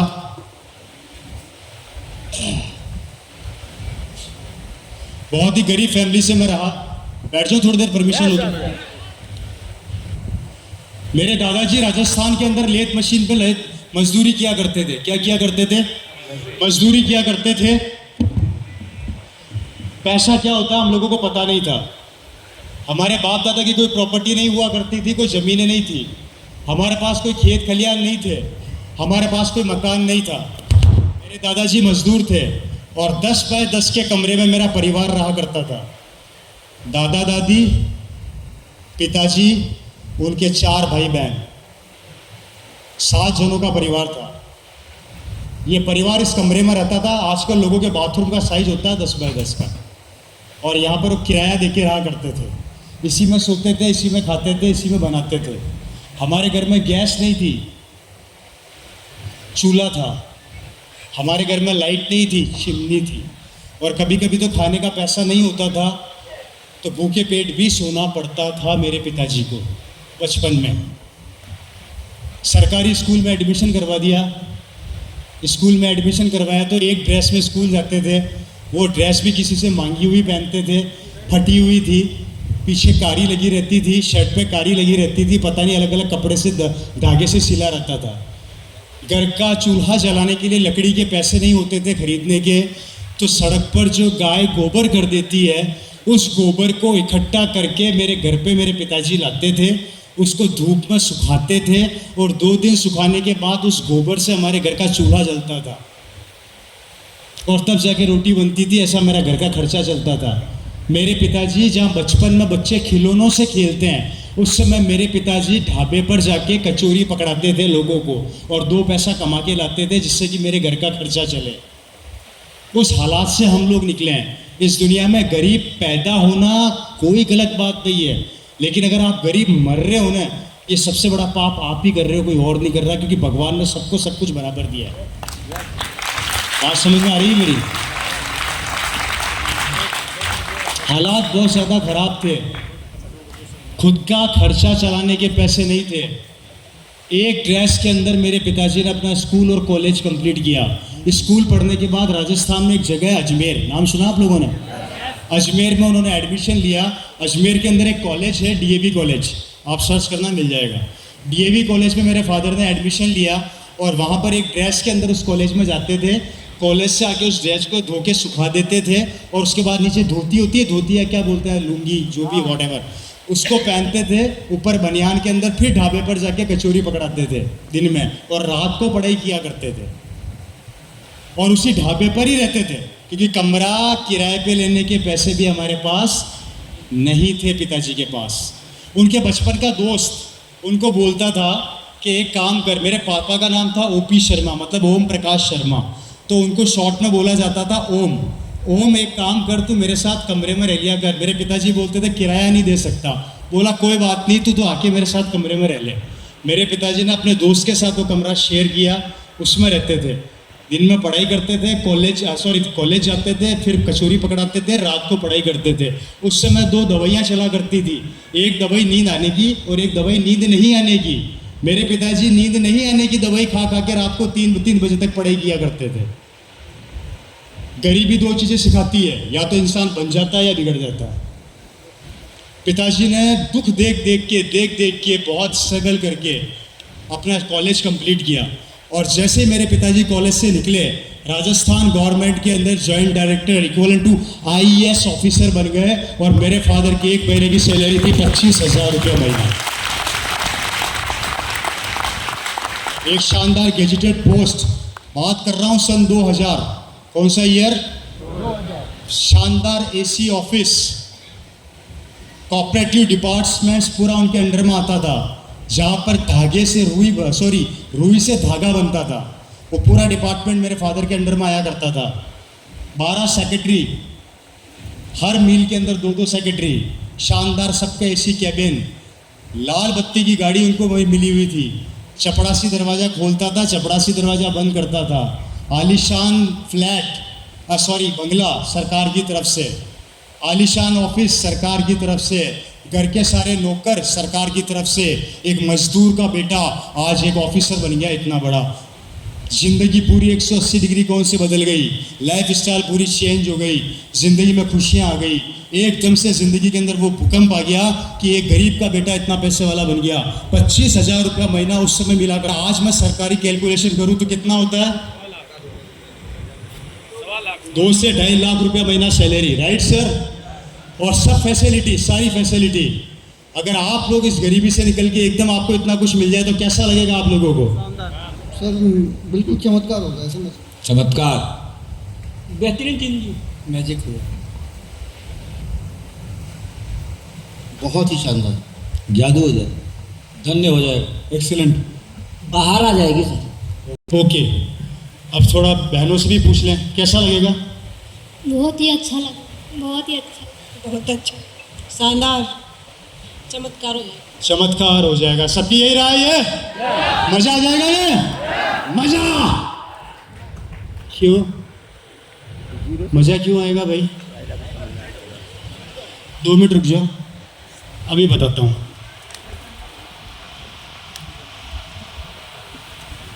आप आइए, फोन रखिए, ध्यान से सुनिएगा। चमत्कार हो जाएगा ना, अभी थोड़ी देर में बात करेंगे। सर, सरकारी नौकरी किसकी? मेरे पिताजी की है सरकार की? सरकार की तो थी। वो कुर्सी किसकी? मेरे पिताजी की है सरकार की? सरकार की। लाल बत्ती किसकी? मेरे पिताजी की है सरकार की? गवर्नमेंट की। वो गाड़ी किसकी? मेरे पिताजी की है सरकार की? सारी गवर्नमेंट की। सर गवर्नमेंट की। ऑफिस जो था वो मेरे पिताजी का है सरकार का? सरकार की। मेरे पिताजी का क्या था? सिर्फ एक ईगो रहा होगा, एक रुतबा रहा होगा कि मैं इस चीज़ पे आ गया हूँ। तो लोग कहते हैं कि बस ज़िंदगी में क्या हो तो कुछ मिले चाहे ना, रुतबा खड़ी रहनी चाहिए। बस इसलिए इस कारण से सब कुछ शानदार हो गया लगता है। आज के दौर में लोग ऐसा मानते हैं, यानी वही मानना दूर कर रहा हूँ मैं भी। मानता है ना कि नौकरी हो तो रुतबेदार हो, नहीं तो मालदार हो। अच्छा, हर आदमी रुतबेदार नौकरी पा सकता है? नहीं नहीं नहीं, तो फिर रुतबा तो थोड़े को लोगों को मिलेगा, बाकी का क्या होगा? बाकी आरसी माँ के करो ना। देखो भाई, मैं तो कुछ बोला नहीं, सर से बुलवाया। जब सरकारी नौकरी सरकार की, सरकारी गाड़ी सरकार की, सब कुछ सरकार का, तो मेरे पिताजी का क्या? जिस दिन 70 साल के बाद मेरे पिताजी रिटायर होते और रिटायर होने के बाद उस ऑफिस से निकलते, तो वहाँ पर पड़ा एक पेन भी उठा के नहीं ला सकते, क्योंकि वो भी सरकार का है। यस। और वो जो चौकीदार सलाम करता है ना ऐसे, वो चौकीदार भी 70 साल बात बता क्या बोलता? रवाना हो, तेरे जैसे खूब आते हैं गलाने वाला, चला। यस। सही कह रहा हूँ, गलत कह रहा हूँ? Right sir. जिस नौकरी को पूरी जिंदगी में 70 साल देने के बाद भी अगर बुढ़ापे के अंदर मेरे पिताजी का बैंक बैलेंस जीरो या हमारा बैंक बैलेंस जीरो हो रहा है, उस नौकरी के पीछे हम पागलों की तरह क्यों भाग रहे हैं? मुझे एक बात बताइए, 70 साल नौकरी करने के बाद पैसा मिलता है 70 लाख रुपया। 70 लाख में से 50 लाख खर्च हो जाता है मकान बनाने में, 10 लाख खर्च हो जाता है बच्चों की एजुकेशन में, और 10 लाख खर्च हो जाता है बच्चों की शादी में। 80 साल की उम्र तक आते आते बैंक बैलेंस होता है जीरो, और 80 साल की उम्र में जाते जाते हम अपनी बहू से बोलते हैं, बहू एक कप चाय पिला दे, तो बहू बोलती है कोने में चुपचाप बैठे रहो, टाइम होगा तो पिलाऊंगी। पूरी जिंदगी नौकरी करने के बाद भी अगर मुझे 80 साल की उम्र में अपनी बहू के आगे झुकना पड़ रहा है, तो ऐसी नौकरी किस काम की, ऐसी जॉब किस काम की, ऐसा काम किस काम का जहाँ पर मेरा कुछ नहीं है, सब कुछ सरकार का है? बताइए अब कैसी लग रही है सरकारी नौकरी? मेरे को तो करनी ही नहीं आरसी। शानदार आरसीएम करेंगे। सरकारी नौकरी, मैंने सिर्फ सरकारी नौकरी के लिए पूछा, आरसीएम की बात मैं नहीं कर रहा। सरकारी नौकरी बेकार। मैंने तो लेके छोड़ दी। क्या विचार है? बेकार। सर हम लोग तो सरकारी नौकरी, मैं कोई राय नहीं मांग रहा, मैं सिर्फ इतना सा कह रहा हूँ, कैसी लगी? एकदम बेकार। एकदम बेकार। बेकार है। थोड़ी देर पहले तो बड़ी अच्छी लग रही थी हम लोगों को, चमत्कार हो गया है जी? महिलाएं, आपकी भी राय दे दो। सर आरसीएम नौकरी अच्छा है, सरकारी नौकरी अच्छा है। देखिए, मैं आपसे सिर्फ हाँ या ना में जवाब पूछ रहा हूँ, मेरे को राय नहीं पूछ रहा हूँ। हमारे हिंदुस्तान में ये बहुत अच्छी क्वालिटी भी मांगो तो फ्री में मिलती है। जिस सवाल का उत्तर पूछ रहा हूँ वो कोई नहीं देगा, पर घुमा फिरा के, वो होता है ना, सर्कल से घुमा के आऊंगा, सीधा नहीं आऊंगा। कैसे लग रही? बेकार। सरकारी नौकरी में भविष्य नहीं है, फ्यूचर नहीं है सर। पूरी जिंदगी वर्क करने के बाद हम जिसको हमारे बच्चों को सरकारी नौकरी के लिए आप दौड़ा रहे हो ना सर, आप आने वाले समय में अपने दिल पे हाथ रख कर सोच के देखिए कि उसके बैंक का बैलेंस, उसकी ज़िंदगी में कुछ उसको मिलने वाला नहीं है। और याद रखना, काम ऐसा करो कि 100 साल की भी हो जाओ उसके बाद भी पैसा आता रहे, वेंटिलेटर पे भी लेट जाओ तो भी पैसा आता रहे, 150 साल के हो जाओ तो भी पैसा आता रहे। और वो दुनिया में एक ही कॉन्सेप्ट देता है जिसका नाम है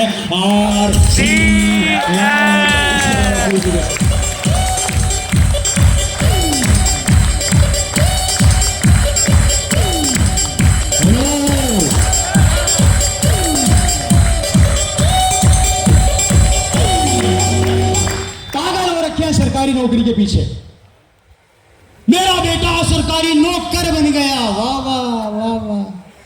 70 साल बाद क्या हुआ? कुछ नहीं, कोने में बेटा चाय के लिए आप बोल रहे हैं, कोई पिला दो रे, यस। कोई खिला दो रे। तुम्हारी सासू होती तो आज ये दिन नहीं देखना पड़ता। सासू पहले ही निकल ली। किस काम की वो नौकरी और किस काम का वो काम? यार सिंह, दुनिया का वो कॉन्सेप्ट है मेरे भाई,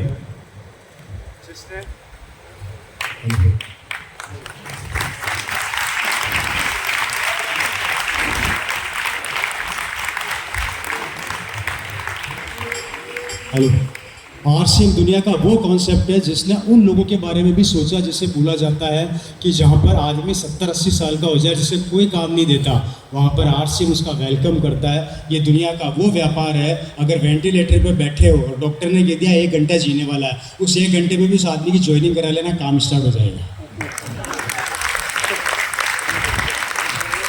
सिर्फ उसको मरते मरते फॉर्म फिल करना है, काम स्टार्ट किया भाई, सी ओके।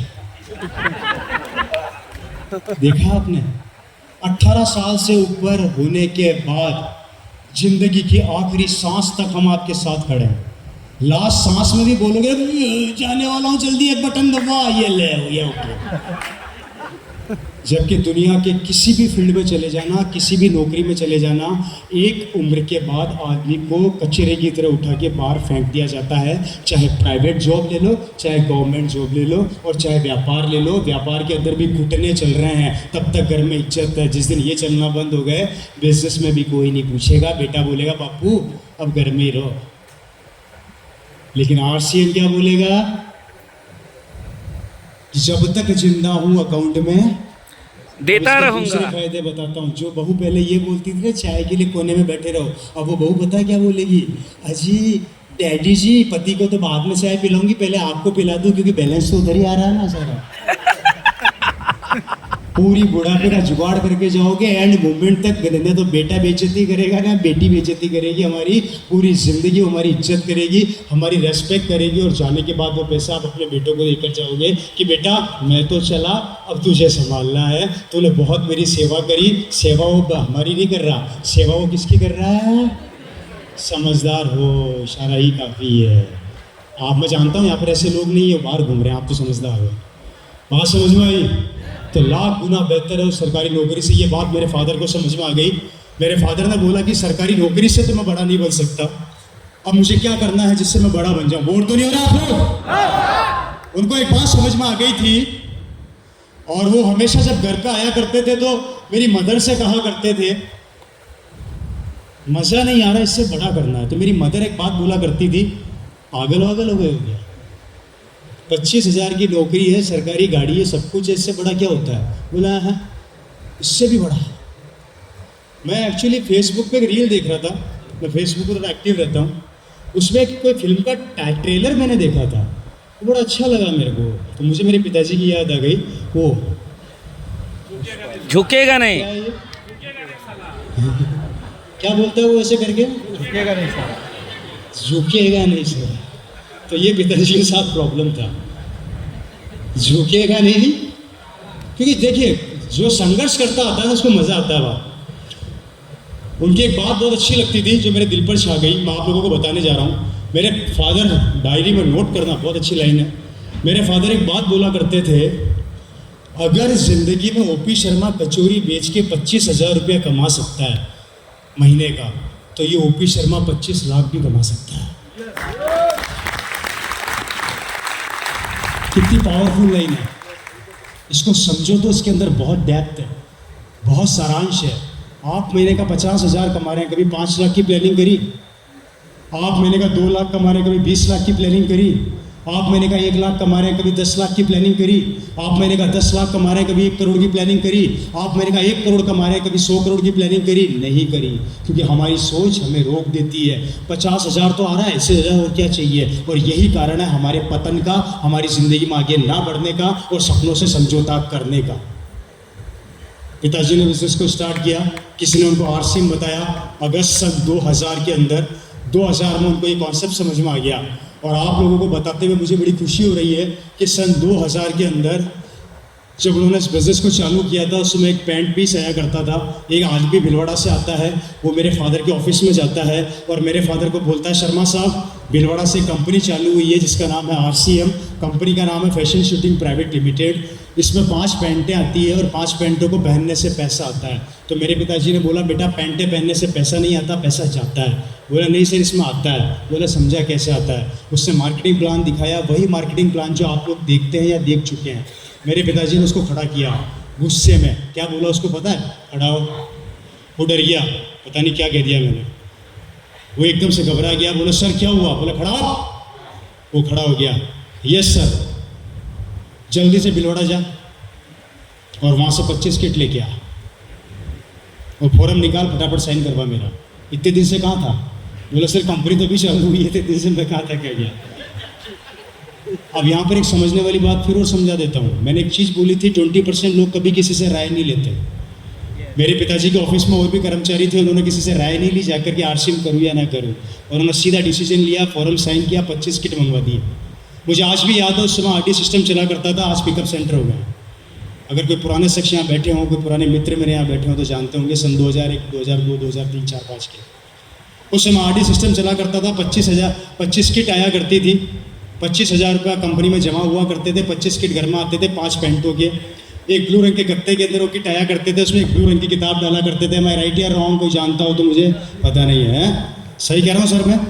मेरी बहनें और मेरा परिवार, मतलब मेरी दोनों बहनें, मेरी मदर ज़मीन पर बैठ के वो 5 पेंटे पैक किया करते थे। आराम से बैठ जाते थे हम लोग, ऐसे सामने किट रख लेते थे, वो 5 पेंटों का गट्टा बनाते थे, उसको बैग में डालते थे, ऊपर टेप लगाते थे किताब डाल के, और किट साइड में खड़ा कर देते थे। वो 5 पेंटों का किट मेरे पिताजी लेके फिर कॉलोनी में निकलते थे। और जानते हैं पूरी कॉलोनी में सबको आरसीएम बताया। सबसे अच्छी बात पता है क्या हुई? किसी ने ज्वाइन नहीं किया।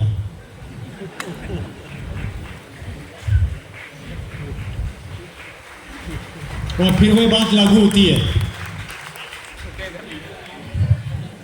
पिताजी बताते गए, लोग मना करते गए, वो बताते गए, लोग मना करते गए, और जैसे बताते लोग मना करते उनका एनर्जी लेवल बढ़ जाता था। अब तो करके दिखाऊंगा चाहे कुछ भी हो जाए। 250 किलोमीटर दूर कार लेके अपने दोस्त के पास गए, उसको जाकर बोला आरसीएम ज्वाइन कर ले। दोस्त बोला 4 दिन बाद आना। पिताजी बोले मैं भी तेरा गुरु हूँ। 4 दिन बाद फिर पहुंच गए एग्जैक्ट टाइम पर, ये ले आ गया, साइन कर। 5 दिन बाद आना, 5वें दिन फिर पहुंच गया, ये ले आ गया। 250 किलोमीटर दूर, कितना किलोमीटर? फिर पहुंच गया, बोला फॉर्म साइन कर।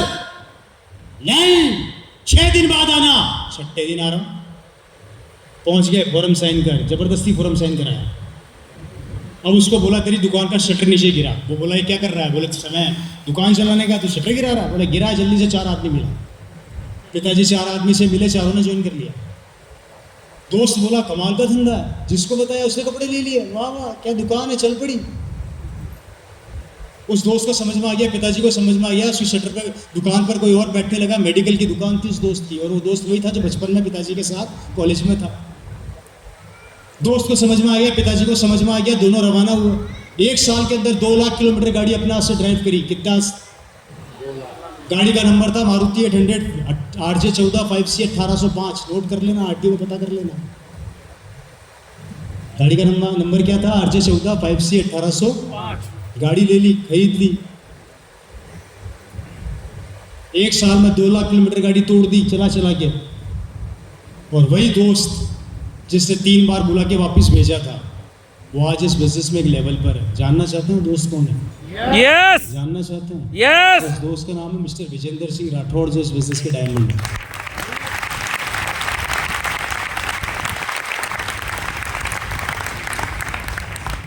उसके बाद रुख किया हरियाणा का। अब कुछ करते हैं हरियाणा की तरफ। फिर हरियाणा के अंदर टारगेट सेट किया, वहां पे लोगों से मिलते गए, लोग मना करते गए, मिलते गए, मना करते गए। फिर वहां पर एक टाइगर मिले, मिस्टर सुरेंद्र वत्स जी। बस आपको ज्वाइन कराया, वहां से फिर टीम बनाना स्टार्ट करी। सोए नहीं, रुके नहीं। नींद क्या होती है उनको पता नहीं। पहली 2 महीने बाद घर पर आए, दाढ़ी बड़ी हुई। मैंने कहा ये कौन आदमी आ गया घर में? मम्मी बोलती है पापा ये कोई और है। ये दाढ़ी बढ़ा ली अच्छी खासी, क्योंकि उनको दिमाग में एक जुनून सवार हो गया था, इस बिज़नेस को करना है। मेरे फादर एक बात बोला करते थे, आज इस बिज़नेस में सिर्फ एक पैंट है। उन्होंने डायरी पर लिख दिया था कि आने वाले 10-15 साल के अंदर इसमें ऑनलाइन ज्वाइनिंग होगी। 15 साल बाद इसमें पूरे हिंदुस्तान में दुकानें होंगी, इसमें प्रोडक्ट्स की लाइन लगेगी। और ये सारी बातें उनके हाथ की सन 2001 में डायरी में लिखी हुई है। और वो डायरी आज भी मेरे पास पड़ी है, मैं आपको दिखा सकता हूँ। उन्होंने भविष्य पहले ही बता दिया था क्या होने वाला है, और सब राइट डाउन उनके हाथों से उस डायरी के अंदर। इतना विजन क्लियर हो गया था उनका। 1 साल बाद मेरे पिताजी का 1 महीने का चेक था 1,27,500 रुपये का RCM से।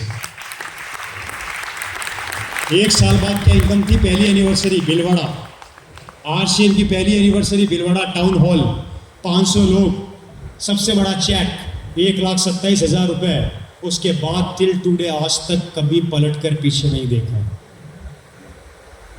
आज मेरे पिताजी इस दुनिया में नहीं है, क्योंकि कहते हैं कि जो इस धरती पर आया उसको एक दिन जाना है। 23 फरवरी 2013 को मेरे पिताजी का देहांत हो गया। वो इस दुनिया से जा चुके थे। फिर ये बिजनेस मेरे पास आया। अब मेरी भी कहानी सुन लेते हैं, सुनना चाहोगे? पिताजी के द्वारा बिजनेस मेरे पास ट्रांसफ़र हुआ। मैंने इस बिजनेस को देखा, समझा। जब ये बिजनेस मेरे पास आया, मैं आप लोगों को अपना इंट्रोडक्शन थोड़ा सा दे देता हूँ। IIT इन कंप्यूटर्स BSc मैंने किया हुआ है।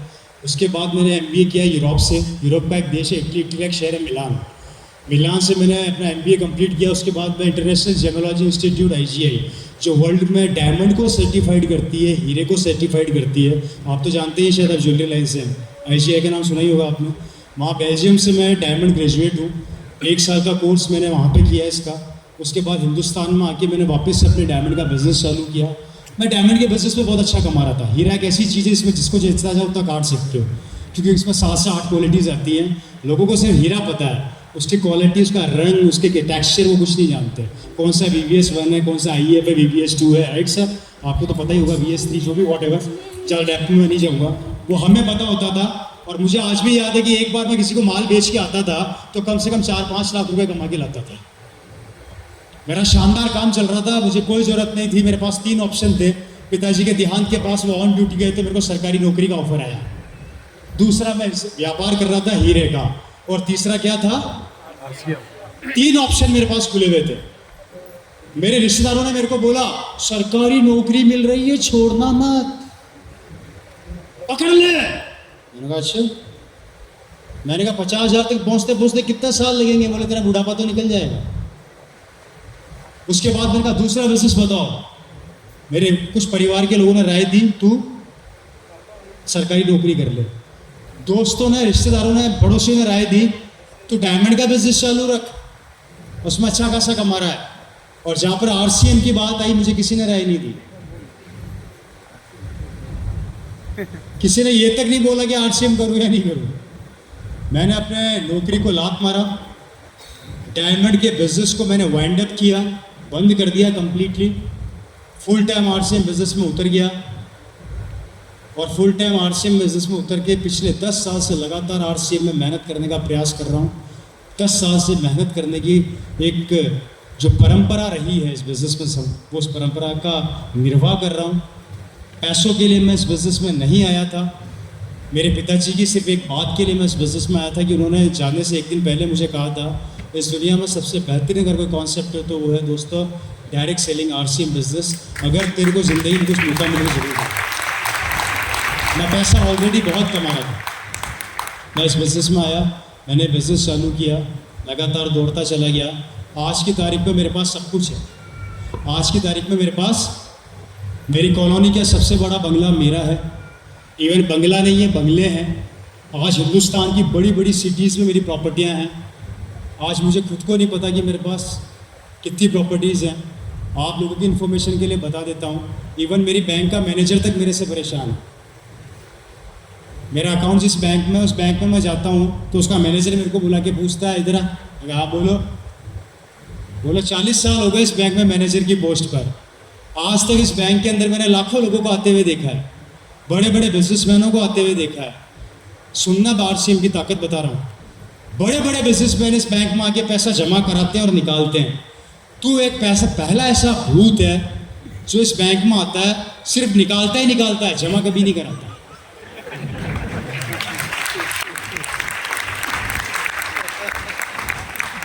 मैंने कहा जी भीलवाड़ा से पाइपलाइन ले रखी है,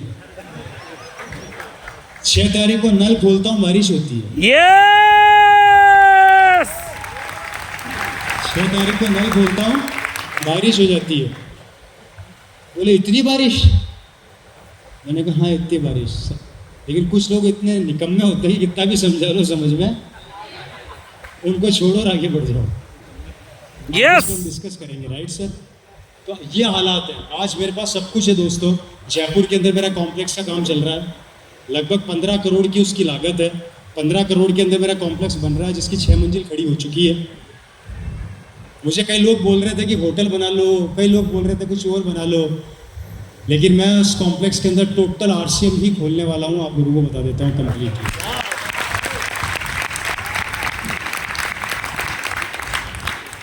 आज मेरी कॉलोनी की सबसे लंबी लंबी गाड़ियां हैं मेरे पास। मेरी गाड़ियों का कलेक्शन इतना बड़ा है कि क्या बताऊं आपको। मेरे पास ऑडी है, BMW है, स्कॉडा है, किया है, टोयोटा है, फोर्ड है, मारुति है। अब तो ये हालत हो गई है, चलाने वाला एक है, गाड़ियां अनेक है। गाड़ी एक चलती है, बाकी की बैटरियां बैठ जाती है। एक आदमी रखा हुआ है, वो सिर्फ चार्ज ही करता रहता है। कहाँ चलाऊँ इतने आदमी? हालात ये हो गए हैं। मजबूरी है खरीदना, जरूरी नहीं है। ये कंडीशन आपकी भी हो जाएगी एक दिन। और सबसे बड़ी बात, मेरे ऊपर किसी बैंक का कर्जा नहीं है। Yes yes total assets, total no liabilities. कोई बैंक मेरे से पैसा नहीं मांगता। मैंने टोटल प्रॉपर्टियाँ जितनी आज पूरे हिंदुस्तान में बनाई है बिकॉज ऑफ RCM बिजनेस, क्योंकि दुनिया के हर व्यापार में उधारी से काम चलता है। ये पहला व्यापार है जो 6 तारीख को बोलता है मुंह खोल मिठाई आने वाली है। कि पैसा आपके पीछे पीछे दौड़ेगा, आप पीछा छुड़ाना चाहोगे तो पैसा आपका पीछा नहीं छोड़ेगा। पता है RCM के पैसे की प्रॉब्लम क्या है? जानना चाहते हैं? यस एक बार मैंने RCM के पैसे से पूछा मेरा पीछा कब छोड़ेगा, तो RCM के पैसे ने पता मुझे क्या रिप्लाई दिया? गलती किसने करी? गलती किसने करी? तूने करी। डायमंड क्यों बना? भुगत। जब तक जिएगा आऊंगा, तेरे मरने के बाद भी आऊंगा। रोक सके तो रोक के बता।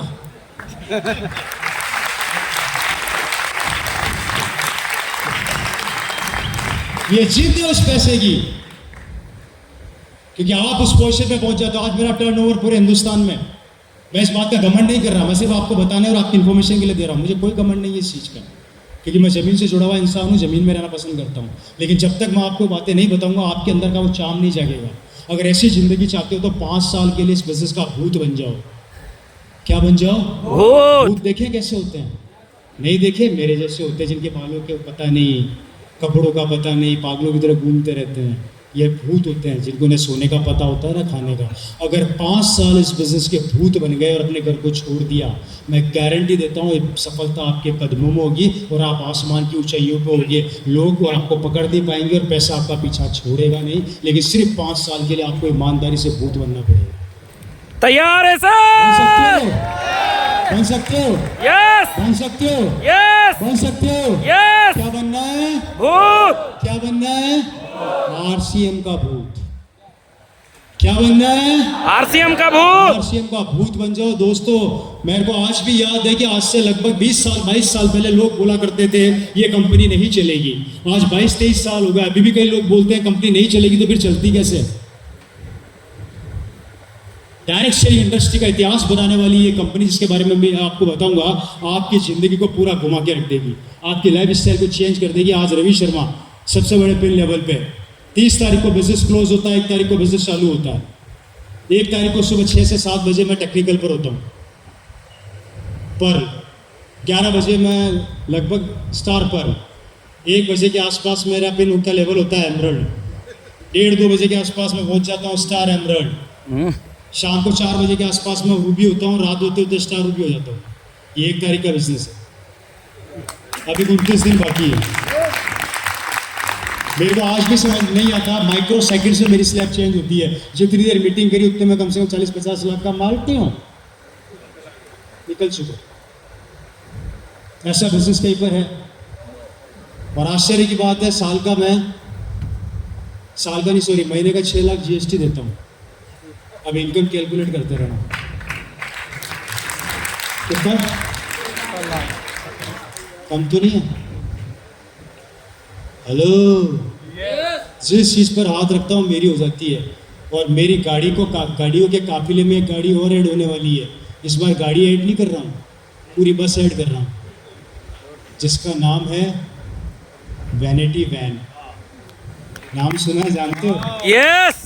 2024 की एनिवर्सरी, 2025 की एनिवर्सरी में आपको वैनिटी वैन में ही मिलूंगा मैं। एनिवर्सरी में चलता फिरता कमरा, 5 स्टार कमरा, जिसमें नहाना खाना पीना डबल बेड सब अंदर ही होगा।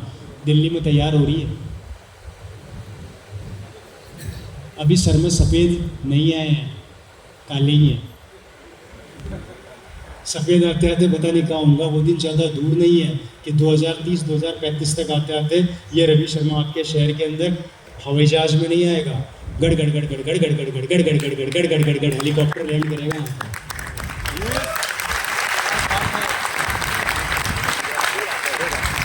ये भविष्य आप लोगों का इंतजार कर रहा है दोस्तों। मात्र हिंदुस्तान के अंदर 2 करोड़ लोगों ने ज्वाइन किया। एक्टिव आईडी की बात करता हूँ तो और भी कम है, राइट सर? Right sir. सही कह रहा हूँ ना? यही सर। उसके अंदर ये हालात हैं, सोच कर देखो 138 करोड़ लोग आपका इंतजार कर रहे हैं, और अगर पागलों की तरफ भूत बन के चिपक गए ना तो वादा करता हूँ आने वाले समय में मेरे को पीट करके आगे निकल जाओगे आप लोग। लेकिन वो जुनून पैदा करना पड़ेगा, रात को चैन से सोना बंद कर दो और 4 काम चालू कर दो। अगर ये 4 काम चालू कर दिए तो आपको जिंदगी में कोई नहीं रोक सकता। पहला काम, हमारे बिलीव लेवल को कभी कमजोर मत होने देना, क्योंकि लोग हमला करेंगे यहाँ पर। हमला करेंगे यहाँ पर आपके दिमाग में नेगेटिविटी डाली जाएगी। ऐसा थोड़ी होता है, ऐसा थोड़ी चलता है, ये तो फालतू की बातें हैं। यहाँ पर अटैक होगा, और अगर आपने इसको संभाल लिया, इस नेगेटिविटी को संभाल लिया, तो आप आगे बढ़ जाओगे। क्योंकि जब हमारे पे यहाँ पर हमला होता है तो हमारी बॉडी होती है पैरालिसिस। हमारी बॉडी को वायरस लग जाता है पैरालिसिस का, जो हमारी बॉडी को आधा कमजोर कर देती है, जो हमें आरसीएम के प्रति नेगेटिव सोचने पे मजबूर कर देती है। इसलिए पहला काम, जब भी कोई हमला करे अपने दिमाग की दीवार को इतना मजबूत कर दो कि उसका हमला टकरा कर निकल जाए, आपके अंदर ना घुसे। इसलिए पहला चीज, अपने बिलीव लेवल को, अपने मानसिक सोच को कभी कमजोर मत होने देना। समझ में आ गई? क्लियर हो गया? दूसरा पॉइंट, कंपनी के ऊपर अपने बिलीव लेवल को कभी कमजोर मत होने देना। आपको लोग फिर हमला पता कहाँ करेंगे? दूसरा हमला कंपनी जब आपके ऊपर हमला हो गया और आप नहीं हिले तो दूसरा हमला होगा। अब ये सारा हिल तो रानी है, कंपनी भाग गई तो अब ये है आपका दूसरा हमला। ये जैसे हमला होगा आपके पास आंसर होना चाहिए।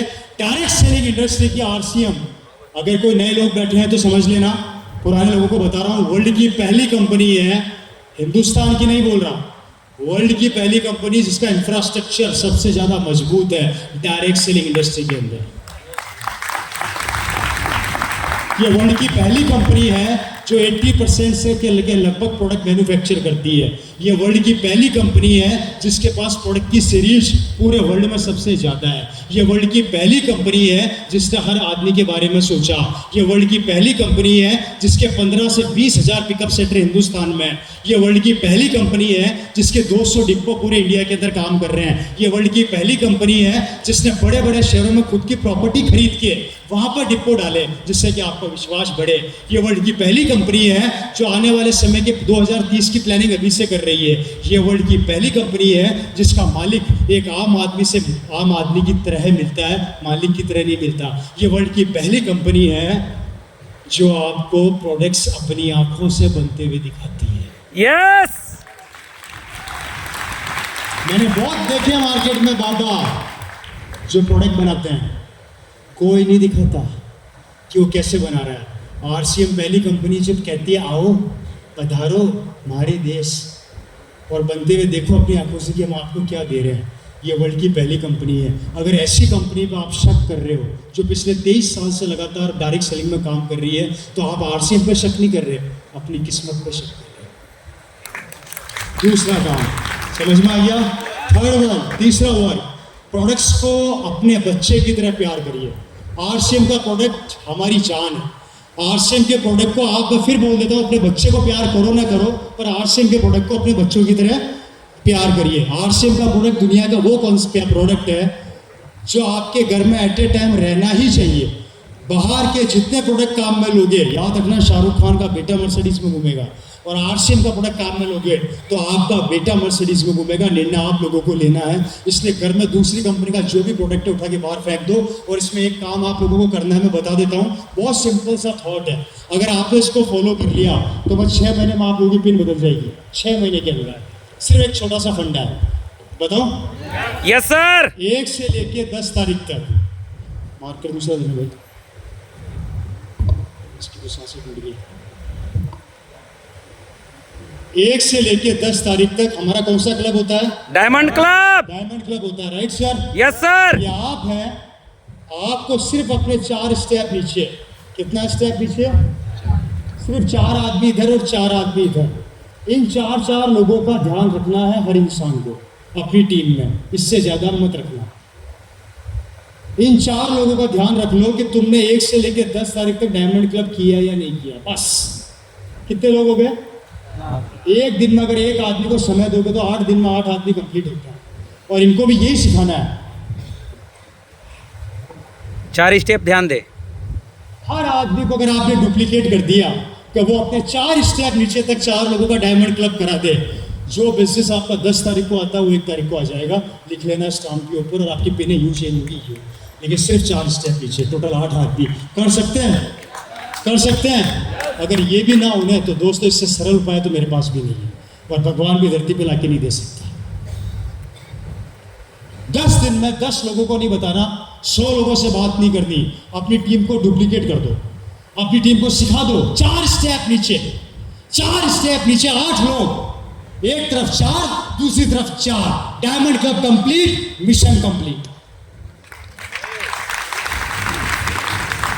लाइन लग जाएगी आपके नीचे बिजनेस वॉल्यूम की, संभालते नहीं संभलेगा।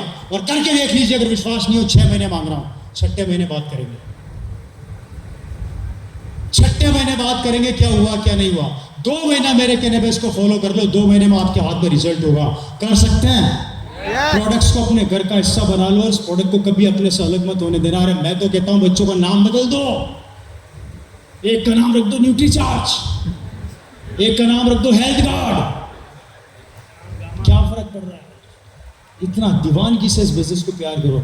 मैं रवि शर्मा, मेरी जितनी भी प्रॉपर्टीज है सब मैं एट ए टाइम आरसीएम का प्रोडक्ट 1 लाख रुपए का मैं रखता हूं। पता नहीं कौन कब क्या मांग ले, और एट ए टाइम। और मेरी दूसरी गंदी आदत क्या है, मेरे से कोई फालतू की बात करता है उसको घुमा फिरा के फिर आरसीएम पे ले आता। दूसरी बात कर तो देख, न मेरे पास दूसरी बात करने का समय है न मैं करता हूँ। आपको बात करते मिलूंगा सिर्फ आरसीएम की बात करते मिलूंगा सिर्फ 4 स्टेप नीचे तक। और चौथा पॉइंट, अपनी एक्टिव और ग्रोइंग अपलाइन के ना धो के पीछे पड़ जाओ, उसका बहुत धक्का लगा। एक्टिव और ग्रोइंग अपलाइन के ना धो के पीछे पड़ जाओ। पुराने लोग और नए लोग, मैं दोनों को समझा रहा हूँ। आप अपनी एक्टिव और ग्रोइंग अपलाइन के इतना पीछे पड़ जाओ कि सर मुझे मार्केटिंग प्लान देना सिखाइए, मेरे घर में होम मीटिंग कीजिए, किस तरीके से प्रेजेंटेशन देना मुझे वो बताइए, मेरे अंदर ये कमी है इस कमी को दूर कीजिए, मेरे को सिखाइए। आपको सिर्फ अपने नीचे डुप्लीकेट पैदा करने हैं, अपने 4 स्टेप नीचे तक अपने लोगों के अंदर ये पावर आपको डेवलप करनी है। अगर आपको इतना पीछे पड़ जाना है कि उसके जाने से पहले उसके घर में आप होने चाहिए हो और उठने से पहले आप उसके घर में होने चाहिए हो।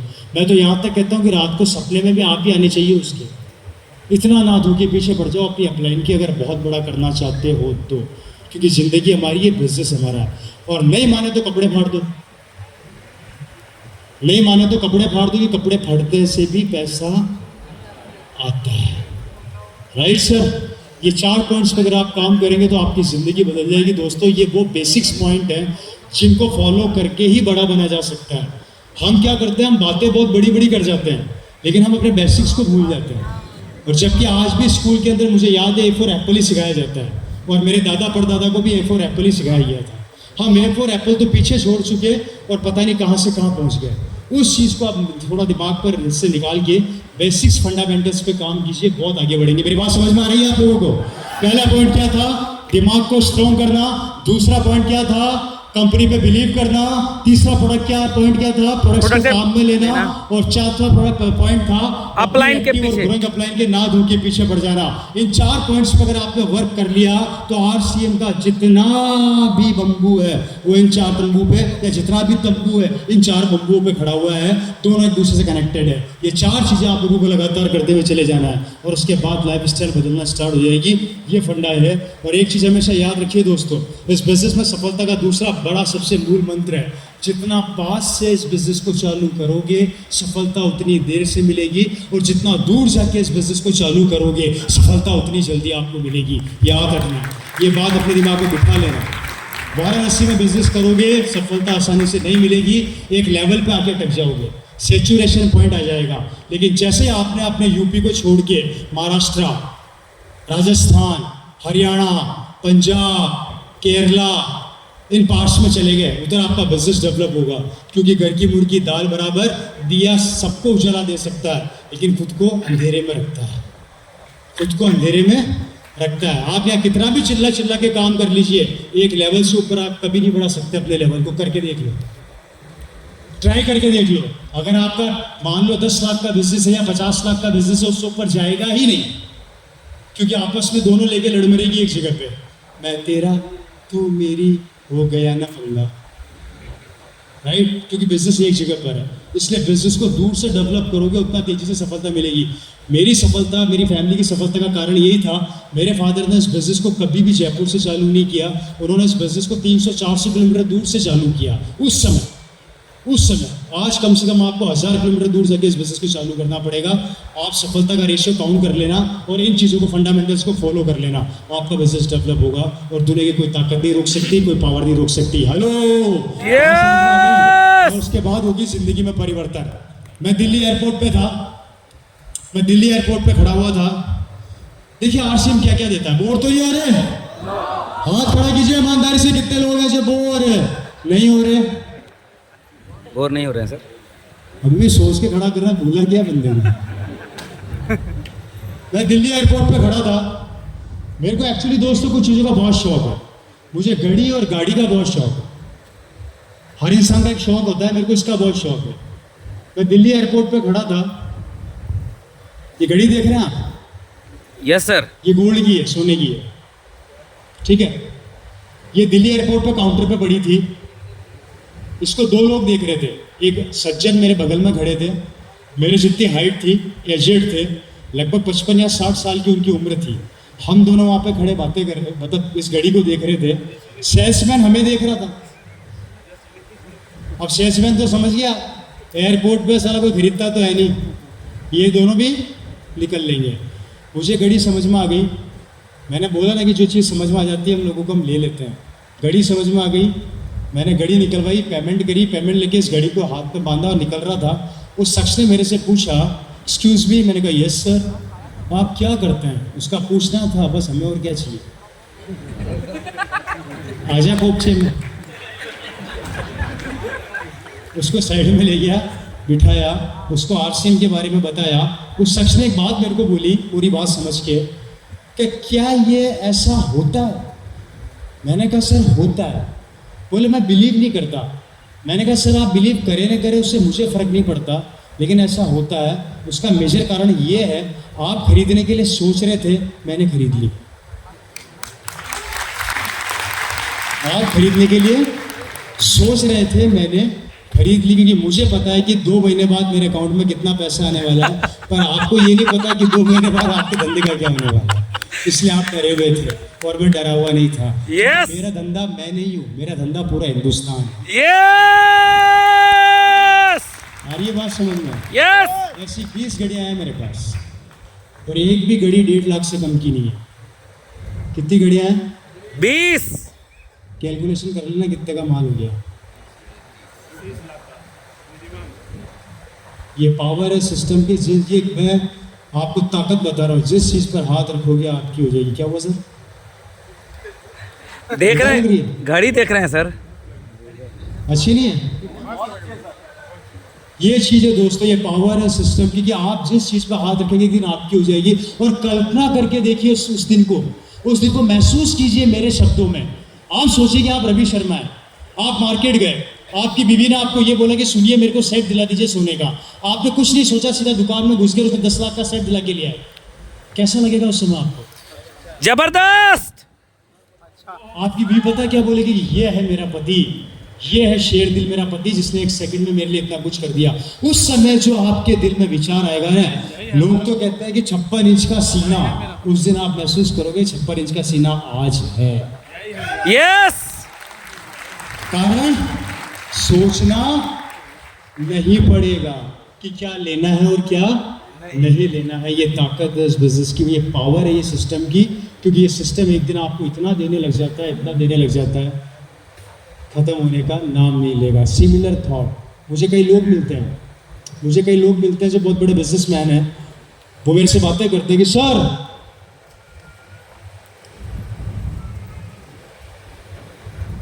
बुरा मत मानिएगा, अदरवाइज मत लीजिएगा। कुछ करोड़पति लोग मेरे को मिले ज़िंदगी में, यहाँ पर भी शायद कुछ लोग बैठे होंगे, मैं इसको अदरवाइज ना लीजिएगा, मैं पहले ही बोल रहा हूँ। एक घमंड हमें खा जाता है, मैं तो करोड़पति हूँ, मार्जिन करूँगा क्या? मेरे पास तो ऑलरेडी 50 करोड़ के खेत और खलियान है, प्रॉपर्टी, मार्जिन करूँगा क्या? मैं तो ऑलरेडी इतना बड़ा बिजनेसमैन हूँ, मार्जिन करूँगा क्या? मेरे तो ऑलरेडी 20 लाख रुपया महीने का आता है, मार्जिन करूँगा क्या? ये छोटे मोटे काम मैं करूँगा क्या?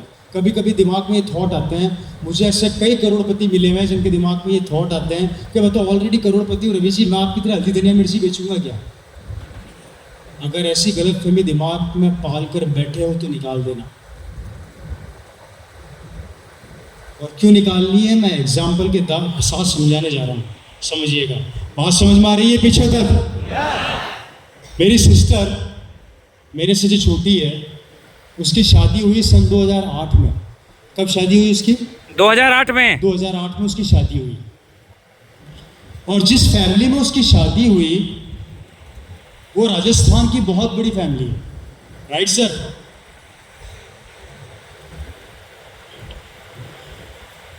इसको हटाने दो।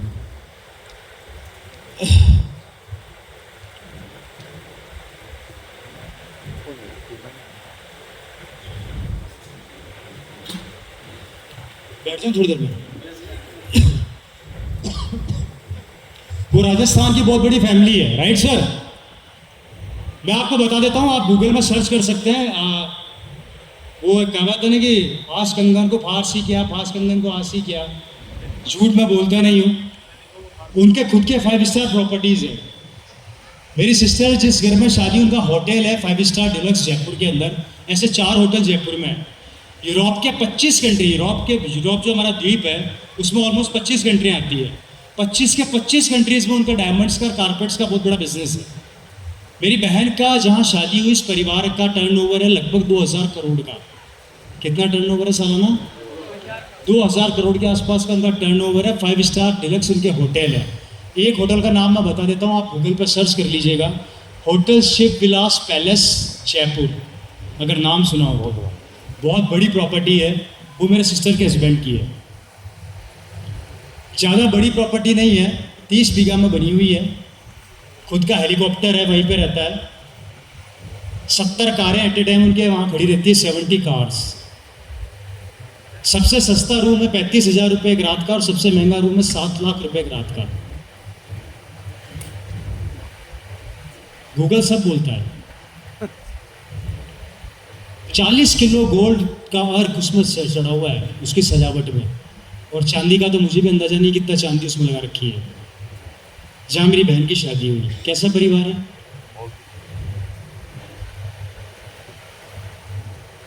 छोटा है, ठीक ठाक है। मेरी बहन के पास वो सब कुछ है जिसकी कल्पना मैं भी कल्पना में नहीं कर सकता। वो जो हैंड पर्स भी काम में लेती है वो बहुत कॉस्टली होते हैं, मतलब काफ़ी। अब जिस फैमिली में जाएगी वैसा रहना पड़ता है। मैं राइट या रॉन्ग? एक बार मेरी सिस्टर के वहाँ पर फंक्शन था, मेरे को बुलाया कि भैया हमारे यहाँ पर फंक्शन है, तू आना। मैंने कहा बिल्कुल आएंगे साहब। अब बिजनेसमैन लोगों के घरों में कौन आएगा? पैसे वाले लोग ही आते हैं। मुझे भी बुला लिया। हम भी रवि साहब रवाना हो गए अपनी BMW गाड़ी में, चौड़े होके बैठ गए, ड्राइवर साहब चला रहे हैं। BMW अंदर होटल में घुसी, वहाँ पे बड़ी बड़ी गाड़ियाँ आ रही है, limousine, Lamborghini, RR, Rolls Royce, Audi, Mercedes. मैंने कहा यार ठाट है भैया, ऐसा बड़ी पावरफुल चीज़ है। मतलब अंदर चले गए। आपने कभी देखा बड़े बड़े जो फंक्शन होते हैं या कि पार्टीज होती है पैसे वालों के, राउंड टेबल होती है, देखा आप लोगों ने? और राउंड टेबल पे हम लोग बैठ गए, वहाँ पे कुछ जानकार मेरे मिल गए, पैसे वाले दोस्त थे, क्योंकि शादी में हम लोग मिले थे। तो मेरे को पूछा, और रवि कैसे हो? मैंने कहा बढ़िया सर। क्या चल रहा है भाई?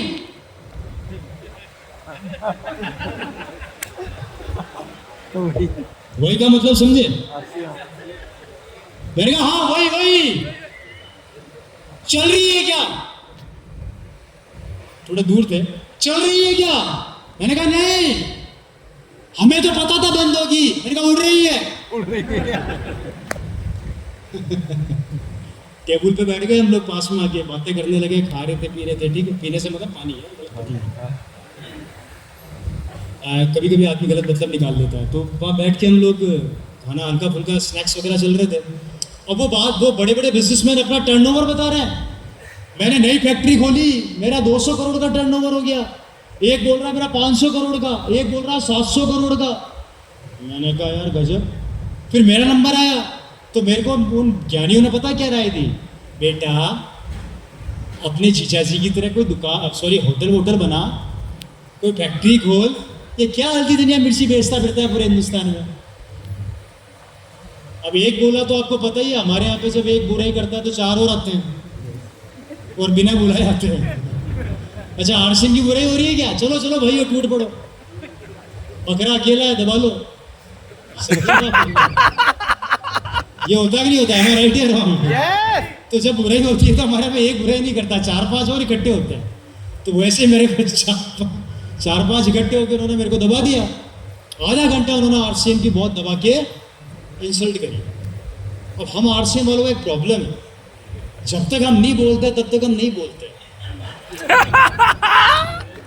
और जब हम बोलते हैं तो उसके बाद हमें दबा के बोलते हैं। किसी का ऐ भी नहीं रोक सकता। ठीक है, बात समझ आ रही है आप लोगों को? हेलो, बोर तो नहीं हो रहे? बात मेरे पर आई, इज्जत आ गई किसकी? किसकी बात आ गई? अब नाक की। दिमाग हुआ खराब, बात आ गई नाक की। मैंने कहा बहुत बोल दिया तुम लोग, अब मेरा नंबर है। मैंने कहा आप लोग बड़े बड़े बिजनेसमैन हैं ना? बोला हाँ। फैक्ट्रियाँ हैं? बोला हाँ। टर्नओवर है? मैं कहा हाँ। मैं कहा अच्छा, घमंड है आप लोगों को इस चीज़ का? बोला हाँ। और तू भी ऐसा काम करके तुझे भी घमंड हो? मैंने कहा अब आपको दिखाता हूँ मेरे हल्दी और धनिया में कितनी ताकत है। मैं कहा मिर्ची तो बाद में लगेगी, पहले हल्दी धनिया की ताकत दिखा देता हूँ, फिर मिर्ची का नंबर भी आएगा, है या नहीं? मैंने कुछ नहीं किया दोस्तों, प्रैक्टिकली बता रहा हूँ। कुछ करोड़पति लोग होते हैं, गलत भी निकाल दीजिएगा। उन चारों के फ़ोन लिए, उन चारों के फ़ोन के साथ मैंने अपना फ़ोन निकाला। फ़ोन निकाल के मैंने चपड़ासी खड़ा था, उसको बुलाया, इधर आ, ये हम सबके फ़ोन हाथ में पकड़ इस कमरे से बाहर चला जा, सब फ़ोनों को स्विच ऑफ कर दे, दरवाज़ा बंद कर दे। 6 महीने इस कमरे में खाने के अलावा कुछ नहीं आएगा। हम 6 महीने कमरे में पैक रहेंगे और सब फुटबॉल खेलेंगे, क्रिकेट खेलेंगे, वीडियो गेम खेलेंगे, कुछ भी करेंगे। न कोई धंधे की बात करेगा, न कोई बिजनेस की बात करेगा, न कोई परिवार से मिलेगा। 6 महीने बाद देखते हैं किसकी दुकान चल रही है और किसकी बंद होती है।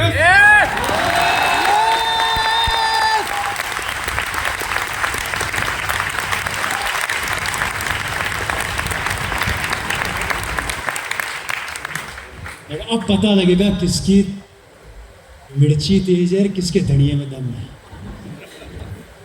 वो बोले तेरा दिमाग खराब हो गया है, अगर फ़ोन नहीं करूँगा तो माल कैसे बेचूंगा, माल कैसे आएगा, माल कैसे, सैलरी कैसे दूंगा। मैंने कहा निकल गई हवा।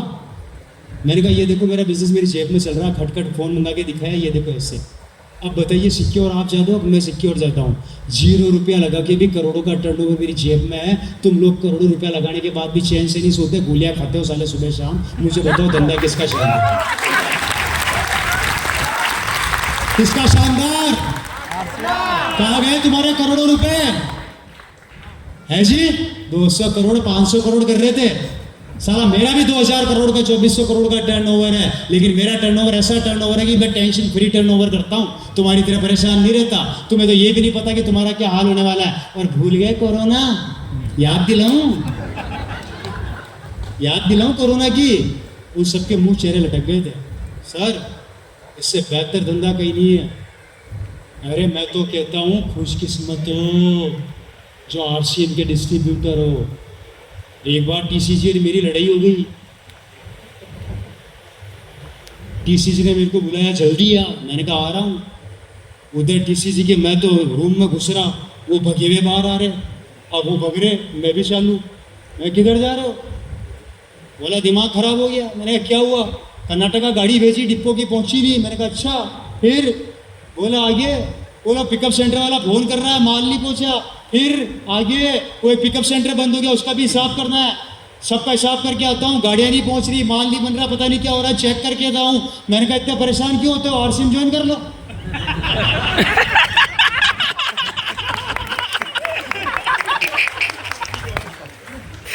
इतने परेशान क्यों होते हो, आरसीएम ज्वाइन कर लो। क्या बकवास कर रहा है? मैं सही कह रहा हूँ। टेंशन किसको है कि मेरे को माल किसको बढ़ाना है, कि मेरे को फैक्ट्रियाँ किसको खोलनी है। बोले मेरे को, मेरा क्या 6 तारीख को अकाउंट में पैसा आता है, धंधा वो करो ना। मैंने जल्दी से सौरभ जी का फॉर्म लगाओ और आपका फॉर्म लगाओ जो मछिया ने मेरा ओएलटी टेक्निकल पे पहुंचे अपन भी वो 2 मिनट रुक के मेरी शक्ल देखने लग गया यार तू बात तो सही कर रहा है यार अब तक क्यों नहीं लगाया आपने फॉर्म सारी टेंशन आपकी बताओ हमारी काहे की टेंशन हम तो दोनों टांगे ऊंची करके 30 के 30 दिन सोते हैं तो भी पैसा आना है किसी सर गुजारने लग गए बात तो सही कह रहा है यार अब बताओ अरे दोस्तों कितने खुशकिस्मत हो कि जिसकी कंपनी के मालिक को इतनी टेंशन है आप उस कंपनी के डिस्ट्रीब्यूटर हो हम इतने खुश नसीब है कि हमें टेंशन ही नहीं है सब कुछ टेंशन उनकी है इससे बेहतर धंधा कहाँ मिलेगा